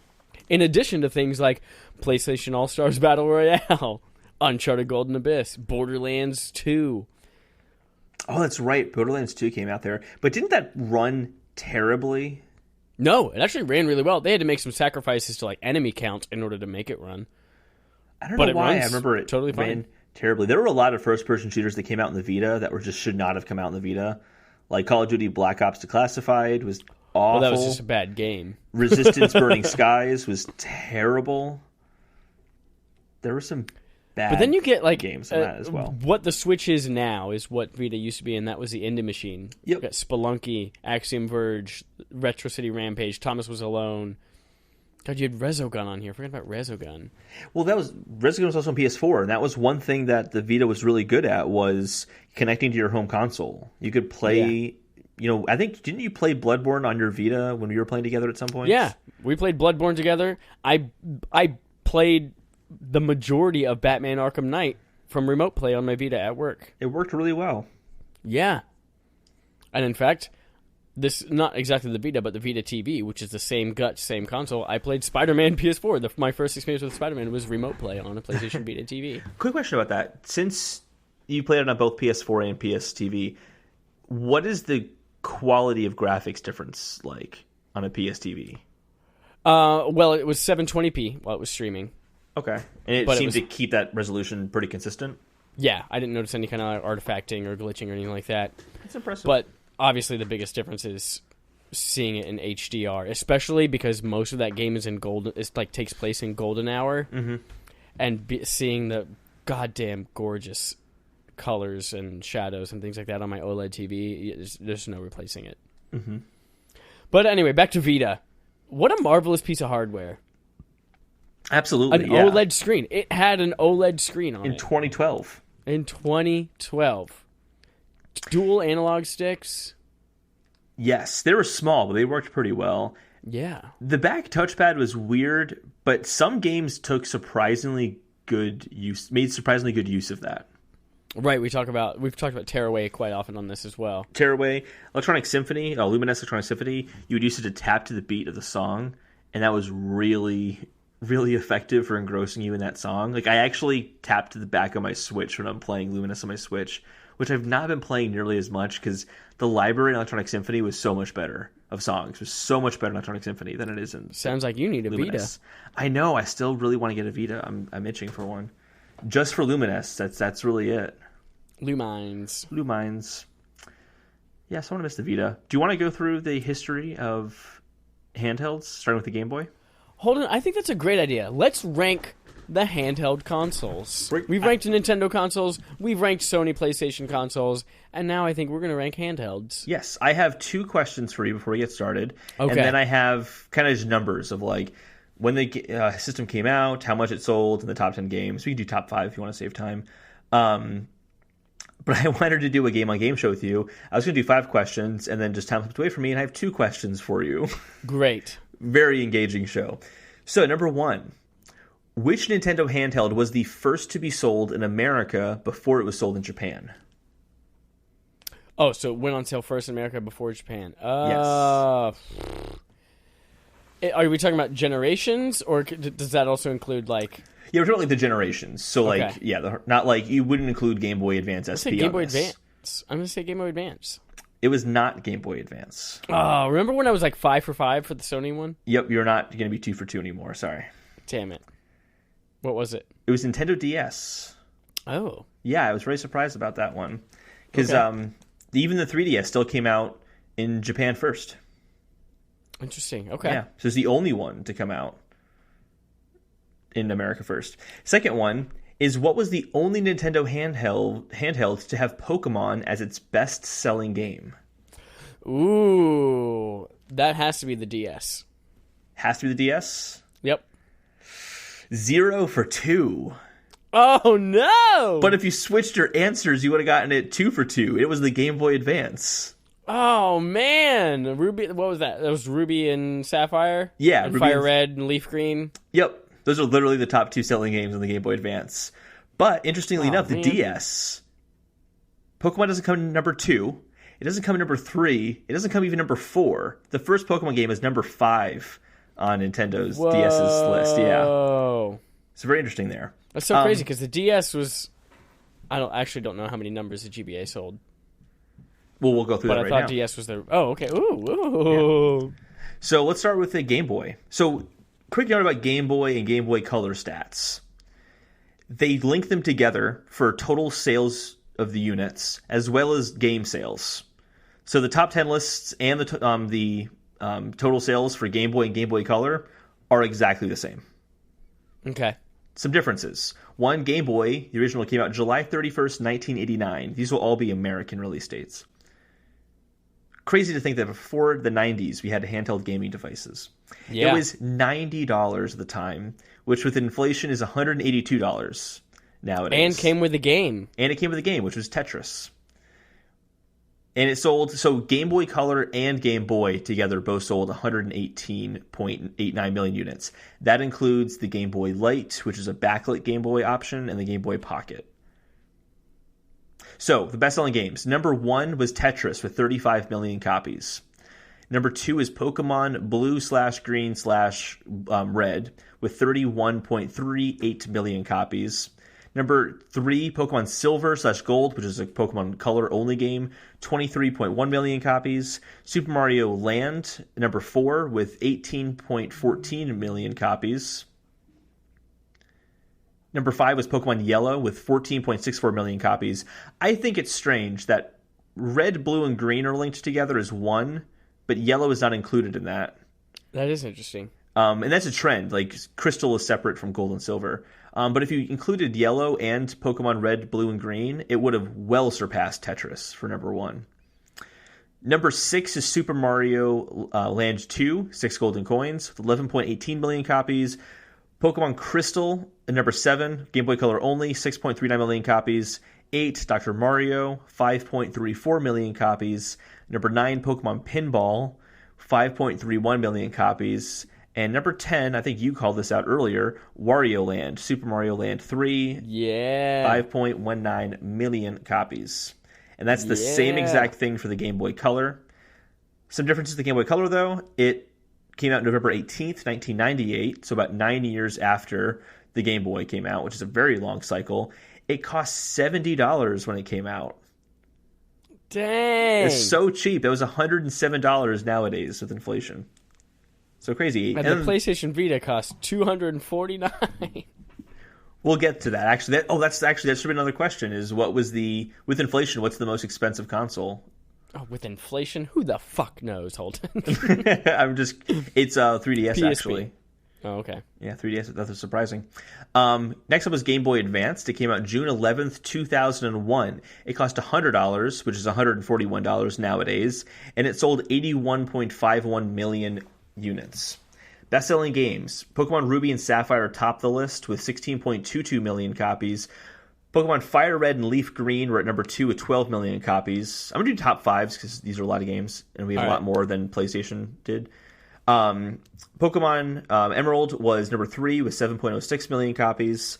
Number 4 was Mario Kart Super Circuit with 5.91 million copies. And number 5 was Super Mario Advance 2 with 5.69 million copies. 3 years after the Game Boy Advanced, the Nintendo DS comes out. So that's right, because they had the 3-pillar strategy. Yeah, well, interestingly, though, Game Boy Color was 98, Game Boy Advance was 2001, also a 3-year period. So very, very short cycles. Game Boy Color was like the new 3DS is to the 3DS. Yeah, but it did offer more than those did. The color was a big deal, I think. Yeah. So Nintendo DS came out on November 21st, 2004. It was $150, and that's $198 with inflation. It sold 154 million units. Holy crap. Woo! So number 1 was New Super Mario Bros. With 30.8 million copies. Nintendogs is number 2, which is all the versions of Nintendogs, with 23.96 million copies. I think it's up there because each of those games didn't sell well, but there just happened to be 23.96 million variants of Nintendogs. And one person bought each copy. That's how it sold so many. Number 3 was Mario Kart DS with 23.6 million copies. Awesome version of Mario Kart. First version of Mario Kart with online.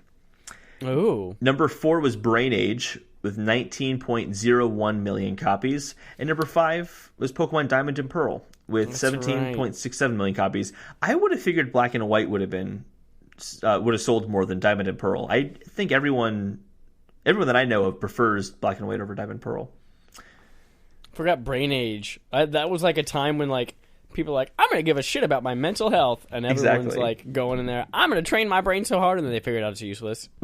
Oh, it was totally dumb. Like, your brain age is 26. Great. Yeah. What does that mean? It was dumb. Next up is the PlayStation Portable, PSP. So Sony's now entering the handheld market. This is on March 24th, 2005. It costs $200. Universal Media Disc. Yes, the UMDs. And with inflation, it costs $260 nowadays. It sold 82 million units. The PSP did great. Do you remember when they tried to... Well, the PSP did great in large part to the homebrew community. Yeah. But do you remember when they tried to make UMDs like a legit format? Like, not only were they used as like the games for the system, but you could buy and rent movies on UMD. You could go to Blockbuster and you could be like, oh, I want to rent, I don't know, Deep Impact. I'm going to get it on UMD for my PlayStation Portable instead of a DVD.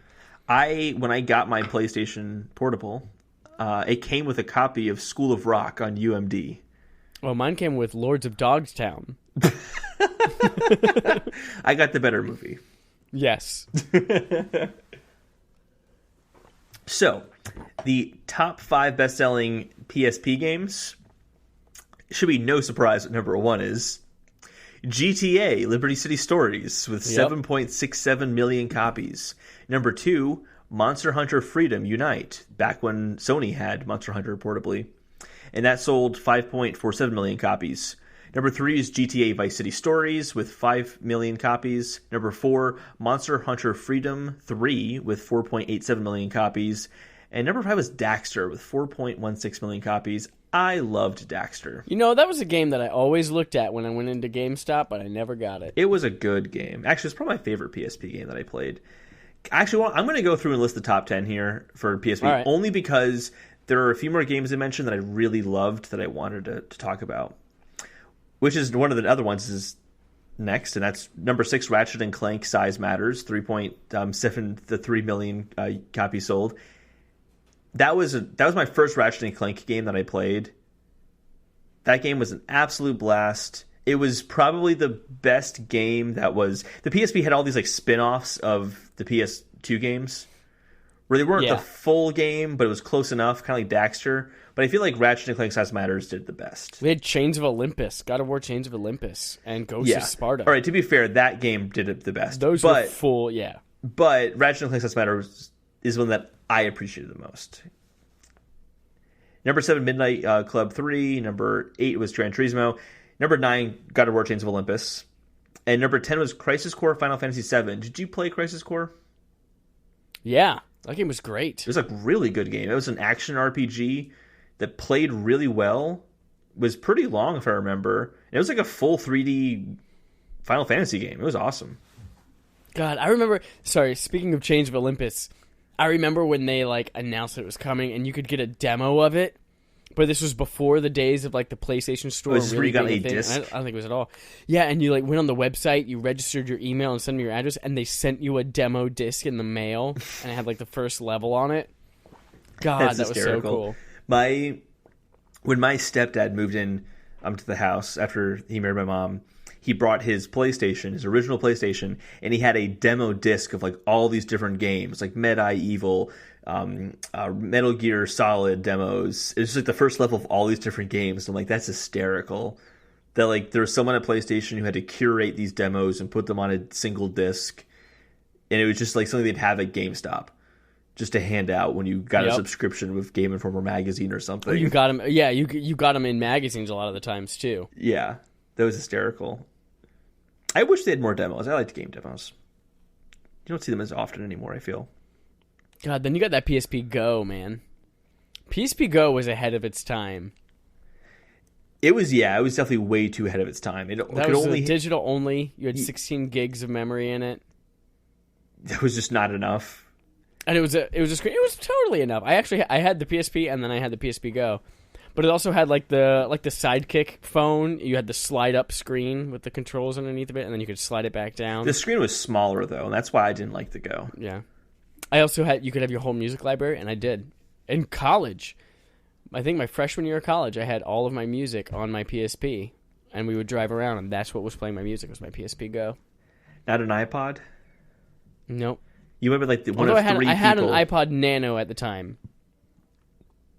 And you preferred the PSP Go. Interesting. Yeah, because I had that PSP Go with me everywhere. Mm-hmm. It was so good. And I remember taking my PSP Go around, and there were people like this girl, Carrie. She's like, oh, "You have Spyro the Dragon in your pocket?" And she would be like, "Whatever we're doing, you let me play that, and then you guys can talk about schoolwork." I was like, "Okay, whatever." And she would play Spyro the Dragon on my PSP Go. God, I miss that system. Do you want a system you couldn't play Spyro the Dragon on? What? A Nintendo 3DS. You're right. Do you want to talk about 3DS? Let's go to 3DS. 3DS. 3 dick sucks. 3DS was great. Really, no, DS great. just means dick sucks. There's a place called DS Tequila here. It's a restaurant and bar in Chicago. And my roommate and I call it dick sucking tequila. Oh, okay. Just because DS means dick sucking. Well, just like the dick sucking tequila place, Nintendo 3DS came out on March 27th, 2011. It cost $249, which with inflation is $282 today. It has sold 72.89 million units thus far. Did they update that recently, actually, to something higher? I don't remember. I don't know. Top 5 selling games. Number 1 was Mario Kart 7 with 17.21 million copies. Number 2, Pokemon X and Y, 16.31 million copies. Number 3, Pokemon Sun and Moon with 16.12 million copies. Number 4 was Pokemon Omega Ruby and Alpha Sapphire with 14.10 million copies. And then finally, number 5, New Super Mario Bros. 2 with 12.7 million copies. Do you know what surprisingly is in the top 10 best-selling 3DS games? Tamagotchi Life. Oh, man, okay. 6.25 million copies. I mean, 3DS is fucking huge in Japan, so... It is huge in Japan. I love the 3DS. I think it's a great system. I think it's pretty good, yeah. Pretty good. It's the only one of these systems that will still be around next year. That's true. Finally, and then we'll do our... For better or for worse. Yeah, exactly. And finally, for our last one, before we get to our ranking, is PS Vita. It came out February 15th, technically speaking, but it also technically came out February 22nd, because like you can get it a week early if you got the 3G version. Right. So technically February 22nd, but I got mine a week early. That was 2012. Because you got suckered into that AT&T 3G version. I didn't end up paying for any service in the 3G version. I just wanted it a week early because I'm a sucker. $50. Yeah, it was $50, yeah. It cost $249, $299 for the 3G version. With inflation, that's $276. It sold 16 million units. And the best-selling list is really sad because all of these so far have been like, it sold 17 million. It sold 30 million. Oh, yeah. The number 1 best-selling game on the Vita is Uncharted Golden Abyss with 1.47 million copies. Womp womp. Womp womp indeed. Number 2 is Assassin's Creed 3 Liberation, 1.27 million copies. That was an awesome game from Vita, by the way. Number 3, Call of Duty Black Ops Declassified, 1.26 million copies. Number 4, Little Big Planet PS Vita, 1.14 million copies. And number 5, Persona 4 Golden, 990,000 copies. What a dang good system. Dang good system that no one bought, and apparently I thought tons of people bought games on the Vita, but man, like the best-selling game didn't even break 1.5 million. Yeah. That's not good. All right. Well, hold it. How many of these did you actually ever own? I had a 3DS, obviously. I had a Game Boy Advance. I had a Vita. I had a PSP. I've had all of these except for a Game Boy. I've had all of them except for the DS. Oh, cool. Yeah. I remember, I've told the story before about like the Harvest Moon, how I lost my Game Boy, and then I had to play with one that was not color, and I cried, and I was like, we got to go get a Game Boy that has color on it so you can see the egg on the carpet. So many good memories, so many different versions of it. I had the first Game Boy Advance I ever had was pink, because that's all they had at Media Play, and then I remember I ended up giving it to my sister, and then I got a white one after that. The Game Boy Advance SP, first of all, the first one with a rechargeable battery in it, and the clamshell design. And a backlight. See, I had a Game Gear. We'll leave that off this list. But I had a Game Gear, and that was the thing about it, is like, I had the backlight. I could play it in the car. Speaking of accessories for all of these things, Did you ever have any crazy accessories? I had the little light that you would plug into the top of a Game Boy. Oh, yeah, the little and snake it would light. just shine this obnoxious like glare back in your face. It was awful. How else are you going to play it in the car, man? Well, no, this is how I played on the car usually, is I would hold up the Game Boy to the street lights and just, I'd see it as street lights passed. You'd pause the game in between street lights? Yep. Not that I would go I that had, far, but yeah.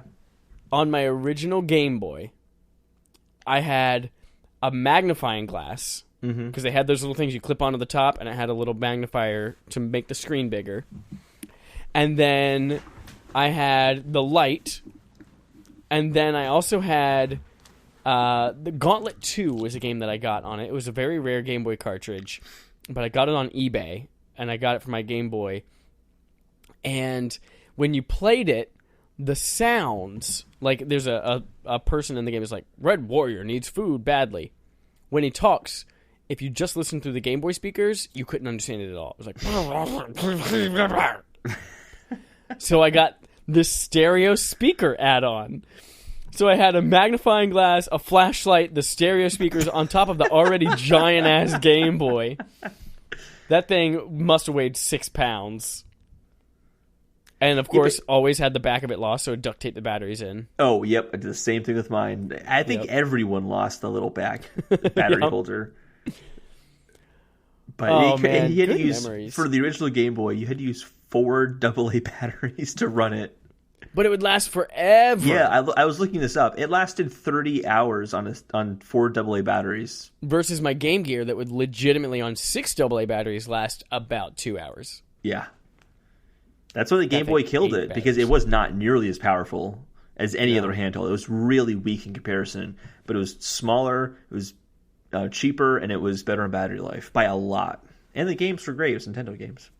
Yeah. So, all right, hold on. You want to rank? Yeah, we have 7 consoles to rank here. Let's start with 7. We'll go back and forth. Starting with you, Chad. Number 7. So my number 7 is the Nintendo DS. Because you didn't play it. Part of this is biased because I didn't play it. Yep. But also, so many iterations of that console are just hideous, and they're bulky as fuck. The original DS is the ugliest handheld ever made. It is so ugly. The touch screen on it is so awful. Like, it's just bad. It was resistive touch. To be, Exactly, I think it's a better criticism of the 3DS, because DS came out like before iPhones, before smartphones had those glass capacitive touchscreens, but 3DS was like well into that era. It still didn't have it. Yeah. So DS is at the bottom for me. Obviously, I never had it, but also like the game library that's obviously sold at 156 million or whatever systems, so everyone else bought it. But I feel like it's the weakest of the hardware. Yeah. I did just say that the DS was the ugliest, but I was gonna finish the thought. You didn't let me finish it. That's not your fault. I was going to say, with the exception of my number 7, which is the Game Boy. I think the original Game Boy is very ugly. Minus the purple buttons are kind of cool, but it's a really It's ugly so looking iconic, system. though. It's iconic, but it's kind of ugly. Like, it's funny if you hold it next to a Game Boy Pocket. It's like when the iPad came out in 2010, and then iPad 2 came out in 2011, and iPad 2 was so clearly better than the iPad 1. It's kind of like that to me, where, like, yeah, the Game Boy, it's really cool. It's really iconic looking. Oh my gosh, but then now it looks like a piece of shit compared to the Game Boy Pocket and on. Yep. Obviously, at the time, they couldn't make it look that good, but that was still a great system. I just didn't play it as well, which is why it's my number 7. I don't really have there we go. a lot That's of games. That's the criteria for number 7. Yep, Did pretty you play much. It? Nope, there. Yeah, exactly. So, number 6, Chad. What's your number 6? My number 6 is the Game Boy. Oh, okay. I mean, obviously, the green and black screen on it. The fact that it wasn't backlit, all of these things. It was really cool and revolutionary in what it did. But yeah, I think of all of these systems, it's my number 6. Mine's the Game Boy Color, kind of for similar reasons, where there were some problems with it. It didn't have a backlit screen. That was kind of a problem. Like, I would sit in bed with my DS with my Game Boy up to the window so I could just have some light from outside to play with. Like, it definitely is not good for that. But also thinking back too, there weren't really that many games on the Game Boy Color that I was like ecstatic about. Like Pokemon Gold, and then the 2 Zelda games. I guess 3 Zelda games. There's 4 games in that system I liked. Oh man, it is my number 5, so it's going to transition. But I have so many fond memories of games on that system, like Zelda, the Oracle games, Dragon Warrior Monsters, Dragon Warrior 3. Those are all really good games. There just weren't a lot of them. Is my point. Yeah, but yeah, there were some. Those Oracle Seasons, Oracle of Ages were fantastic Zelda games. Yep. And that Atomic Purple Game Boy Color, man, fuck yeah. That is, if I will say this, if the Atomic Purple only came in Game Boy and it wasn't on other systems later on, totally would have pushed it higher for the Atomic Purple color. Really? I love the Atomic Purple. No, wait. There's the transparent purple, and then there's like that pure purple. The opaque purple, I think it was just like purple, and then the clear transparent purple is what they call atomic purple. Okay, so I like the other purple more. I don't like the atomic purple as much. It's cool looking, don't get me wrong. I just love that pure purple. The opaque purple. What's your number 5, Holden? My number 5 is the DS. For similar reasons as the Game Boy Color. Yeah. There just aren't that many games I think back and go, oh yeah, the DS was great. You had Super Mario 64 DS, which didn't work as well as it did on N64 because it only had a D-pad to work with. You had the Spirit Tracks Zelda games, or the kind of the touch-based Zelda games, which were kind of the weakest of the bunch, I'd say. But then you had some standouts, like the new Super Mario Bros. Game on DS was really good. Mario Kart DS was really, really good. So there's more games I'd be willing to play on a DS, I think, over a Game Boy Color. Yeah. But I didn't mention all of them right there. But there are some games in there that are just the weakest of the franchise, I'd say. Mario 64 DS. Mario 64 is really good. Mario 64 DS, I don't think is as good. Excuse me. And then the Phantom Hourglass and Spirit Tracks are just by far some of the weakest Zelda games. And then also that brings us to number 4, Cuatros Años Tienes, GBA, Game Boy Advance for me. I think the 2 designs that they had of that, the SP and the regular GBA, were super cool. And they had a lot of really great games on it. A lot of them were kind of like Super Nintendo games that were remade or reworked for the GBA, which I think was a really cool thing to be able to take those portably now. Oh, yeah. Yeah, I have fond memories of that little guy. Also had a little snake light for him, too. That's the one I had my snake light for, was the GBA. Great stuff. My number 4 is the PSP. PSP. The PSP. Really good system. I liked the PSP a lot. There were some fantastic games on it. I was always in this period in the DS and PSP era where I'd just go back and forth, and I'd sell my PSP to get a DS, and then I'd sell my DS to get a PSP. Well, I just traded in at GameStop. Oh, you were a real Gus Stout. Yeah. And yeah, I could never settle. But looking back, I think I had more fun with my PSP just because I hadn't experienced anything like it. Like, DS games looked better than Game Boy Advance games. They were quote-unquote 3D. Not all of them were. Most games were 2D. But the PSP had, like, real console-like games for the first time on a handheld. And that was a really cool experience. It only came out a year after the DS. There's some fantastic games on there. Liked my PSP a lot. That is my number 3, the PSP. Weird. And it's for all of those same reasons. One weird thing with the PSP. Yeah. I always thought, when I first picked up a PSP for the first time, I thought, oh my gosh, I can't move my character around. I have this D-pad up here above this little speaker nub. And like, no, that was the control nub. I thought it was a speaker. Before I like really got my own PSP, I thought that little nub was a speaker and not the joy. That's I wouldn't have admitted that. I'm admitting that. I'm very stupid. Woo, Holden. I think we're done. I think we're done working together. I was 12 years old when that thing came out, okay? Not even, I was 11. Okay. I hadn't turned 12 yet. So PSP, I had so many great memories of it. The fact that you could take PlayStation 1 classics on the go. Mm-hmm. Fucking awesome. That was also, I had mentioned I had my music library on it. You had games like Metal Gear Solid. You had games like God of War Chains of Olympus. But you also had the homebrew community, so you could download ROMs and put them on there from pretty much anything you wanted. But what I also really loved about it was that was my first exposure to comic books, oddly enough. Oh, interesting. Because PSP had its own comic book store. And you could go in there, and it's actually similar to what Comixology does now, where it kind of guides you through panel by panel, and it shows you one panel on the screen at a time. Mm-hmm. So I downloaded and read a shit ton of X-Men comic books for the first time. So it was the first time I read comic books was on my PSP. It was just so versatile. So many, and as we talked about, it had UMD movies on it. You could get your Memory Pro Stick Duo. Yeah, it was kind of the first device that really tried to be in your pocket, all-encompassing media.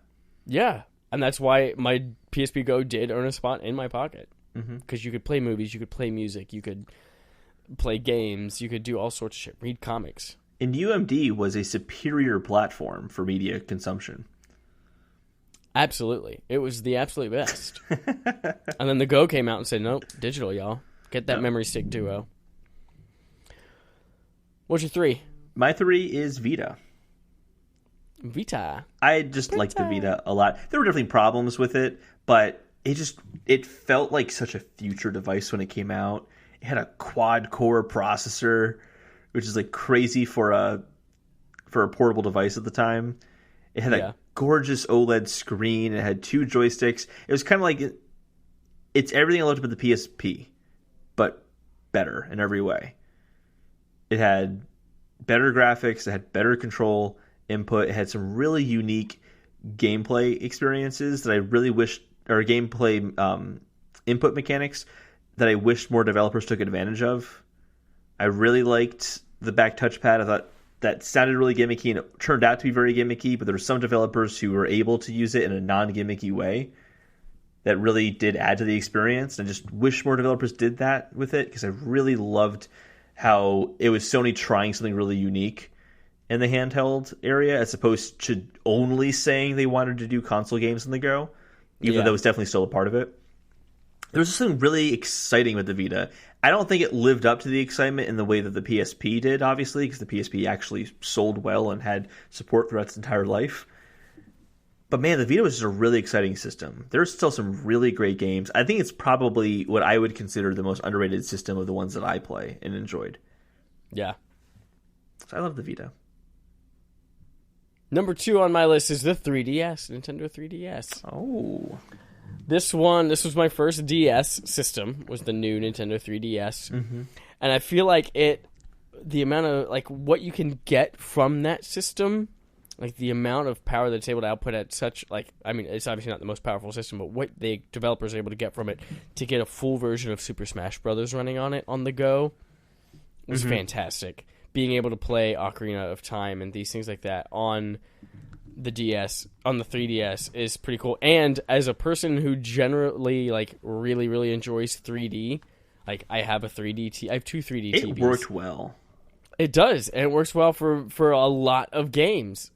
And I'm not gonna lie, it had a 3D camera on it, and I've taken pictures of my junk in 3D just to see what it looked like. It's pretty cool. So if you have a 3DS, take a picture of your dick or vagina in 3D.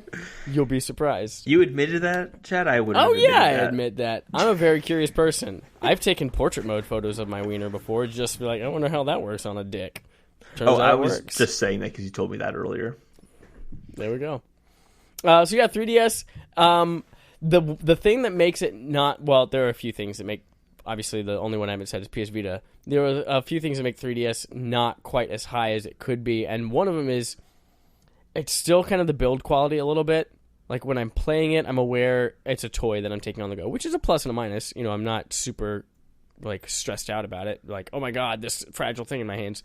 But also, the way the hinge feels, the way that when I'm playing it, that circle pad, the way it feels, like, I never really feel like this system was meant to be played and is the ideal way to play these games, which is why it's number 2 on my list.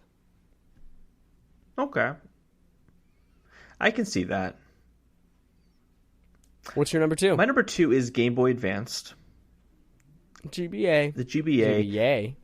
And I think it's because when I think about playing my Game Boy Color games, this is why I put the Game Boy Color down pretty low as well. I think more about playing them on my Game Boy Advance.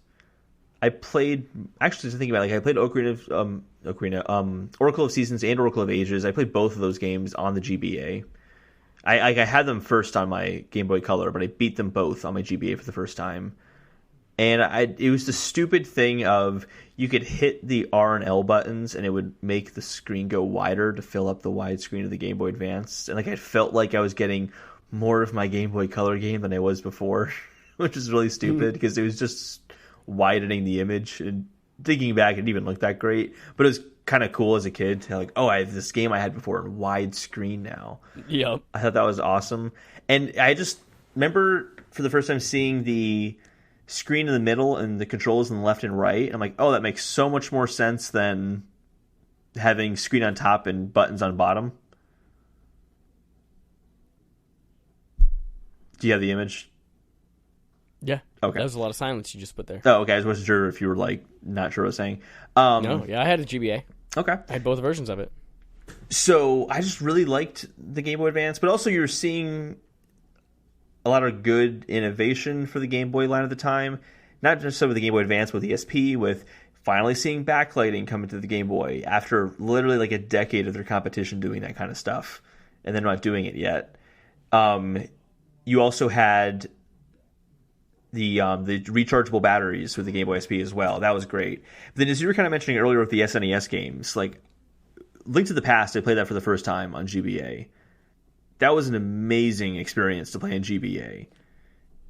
Such an incredible game. You had the same thing, like Super Mario World games were on there. You had the Advanced World games were on there. Metroid Fusion, Metroid Zero Mission. Like there's so many awesome games that were on the GBA. I forgot about Metroid Fusion. Oh, Metroid Fusion was great. Day and date with Metroid Prime. Great system. And you already ruined it. You already said what your number one is. My number one, the PlayStation Vita.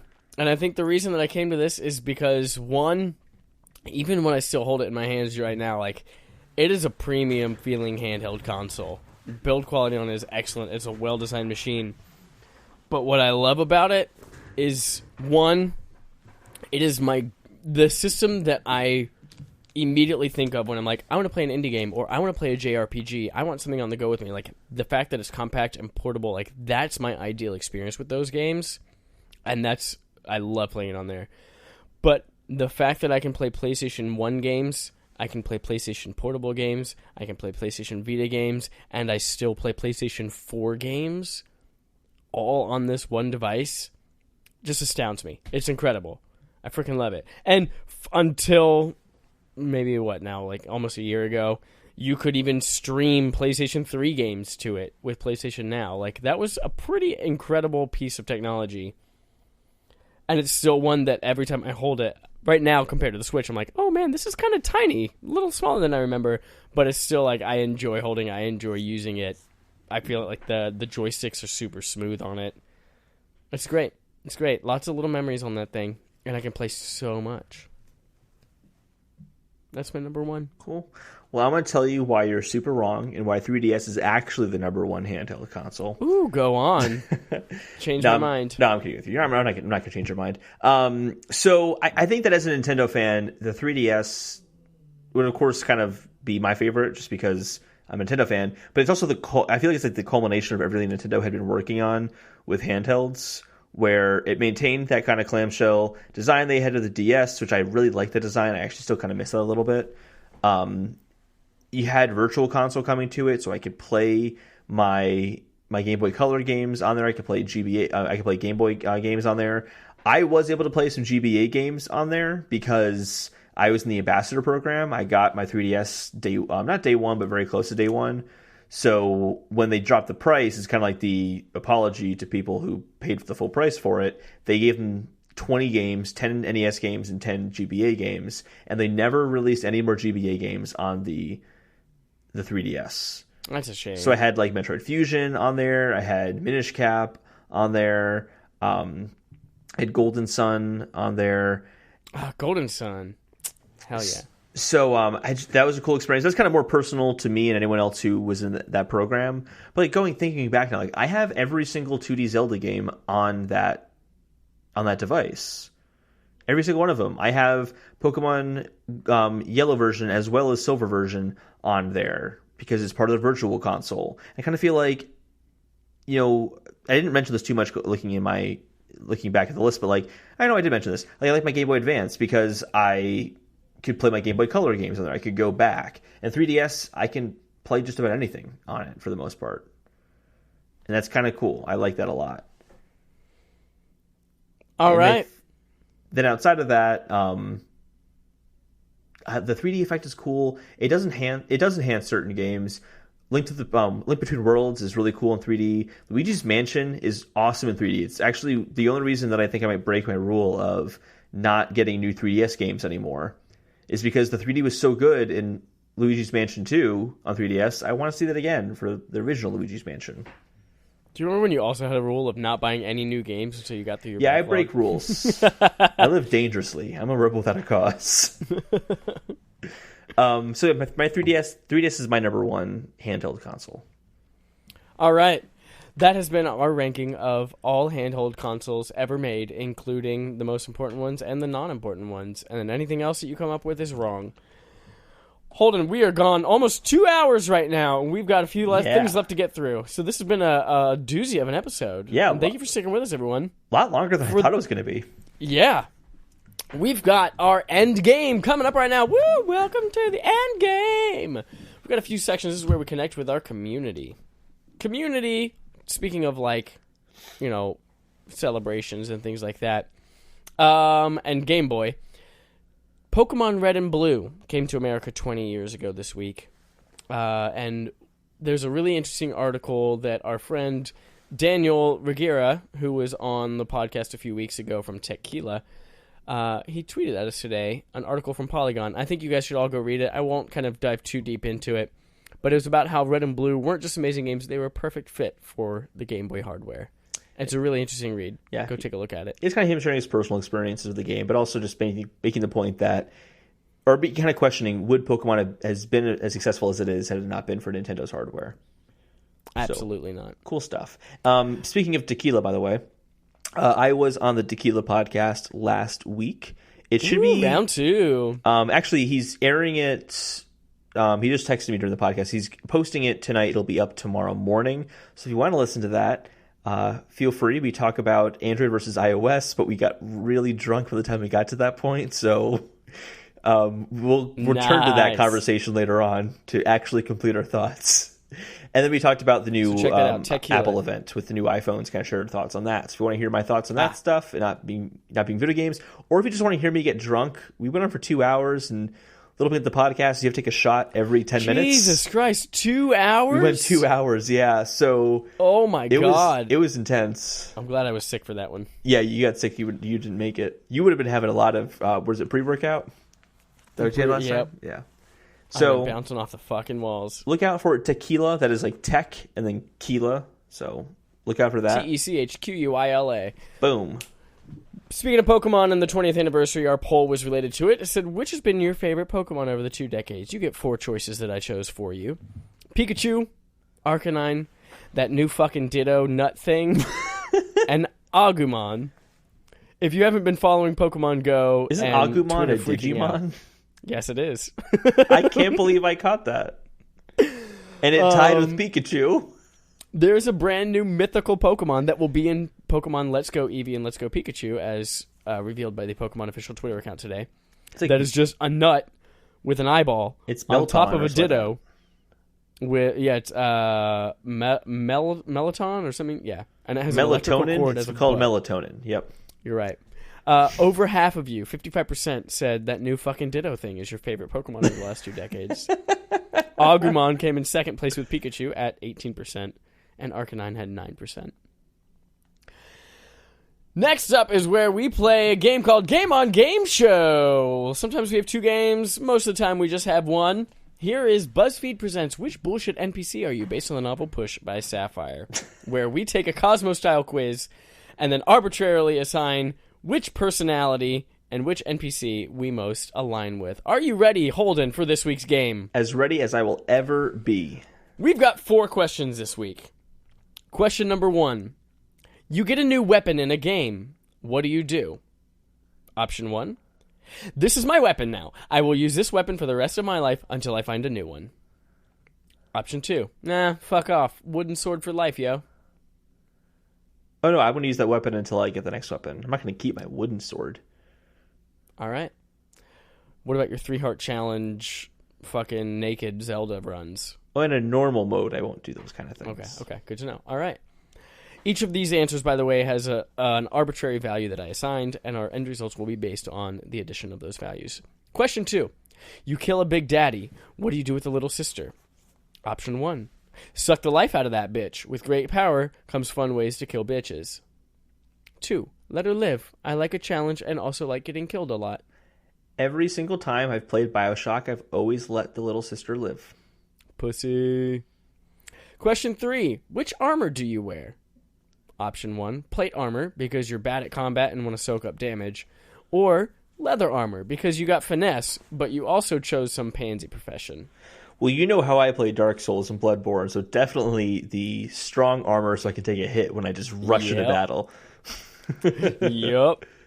And then finally, question number 4, final question. How do you get to your next quest marker? Option 1. This open world is beautiful as fuck, and you're going to fast travel the shit out of it so you don't have to see it. Or you're going to trek through forests and swamps, swing from buildings, and fight everything because apparently you don't have adult responsibilities to attend to. Is there an in-between option? Because I kind of do both. There is not. I'm going to say I'm going to travel there directly. I'm not going to fast travel. So not fast traveling. Gotcha. All right. So based on those findings, Holden, you have 2, 3, 4, 5, 6, 7 points. That feels like a lot. You got the most valued answer on most of these. Ooh. Which leaves me with 1, 2, 3, 4, 5 points. 7 versus 5. With 7 points, that earns you the NPC of the fucking thief monster. Anytime we face off in battle, your yellow-bellied self immediately flees from the fight. First of all, I didn't even want to fight you. You approached me. I was walking across the field trying to deliver some stupid book to another stupid castle, and then you come along and randomly encounter my ass, and then you have the audacity to flee? Fuck you, you piece of shit, wasting my time. That's your NPC. I'm sorry, Chad. Mine is Kugel the Creep. I'm going to read this from third person. You can always be found hanging out deep in a dungeon somewhere right next to the boss's lair. While I'm grateful that you're there to sell me potions before I fight this big bad, you know what else I'd be grateful for? If you called the fucking cops. If you had told anyone that there was an evil dude hanging out down here and you knew exactly where he was and what he was doing, seems like that'd be a good thing to let someone know, you fucking prick. That's Kugel the Creep. This has been BuzzFeed Presents Which Bullshit NPC Are You? Based on the novel Pushed by Sapphire. Again, not associated with BuzzFeed or the novel Pushed by Sapphire. And finally, that brings us to, at the end of this crazy episode, our participation trophy. Participation trophy, how can you win it, Holden? Good question. I'm Holden now. You can do 3 things. Once per week, you can submit a review on a podcast service of your choosing. Boom. Points added to our raffle. You can refer a friend to us. Or an enemy. I don't care. Just let people know we exist. Let them know on Twitter. Tweet us. Boom. You both get points. Or you can interact with us on any social media. Anything more than just a like or a vote gets you an entry for that week. Holden, we had... I'm loading the spreadsheet. We had 10 entries in this week's, whatever the fuck we call this, participation trophy. Are you ready to find out who wins $20 for the gaming service of their choice for the month of September? I don't think I can handle it, Chad. Hey Siri, pick a number 1 to 10. 5. Between 1 and 10 is 6. 6. I was close. Which is Tunic at Drawbean. He won 2 years. He won 2 years for doing the podcast. Congrats, Tunic. You get another $20 to the gaming service of your choice. If you would like to knock him off that pedestal, because he's won 2 out of the last 3 months, he's also you can won do all of those things. Another, what was the thing we did? The photo mode. You won a photo mode as well. He won 2 photo modes because he's great at those too. Yeah. Dude, you're getting all my money. Great. Wonderful. New, fresh round starts next week in October. $20 can be yours. Jesus Christ, that's a long episode. We're done. That's it. That's all we've got. That's it. That's all I can do. If we just last 1 more minute, I think it's going to be 2 hours, I think. No, it's not. Yeah, I think so.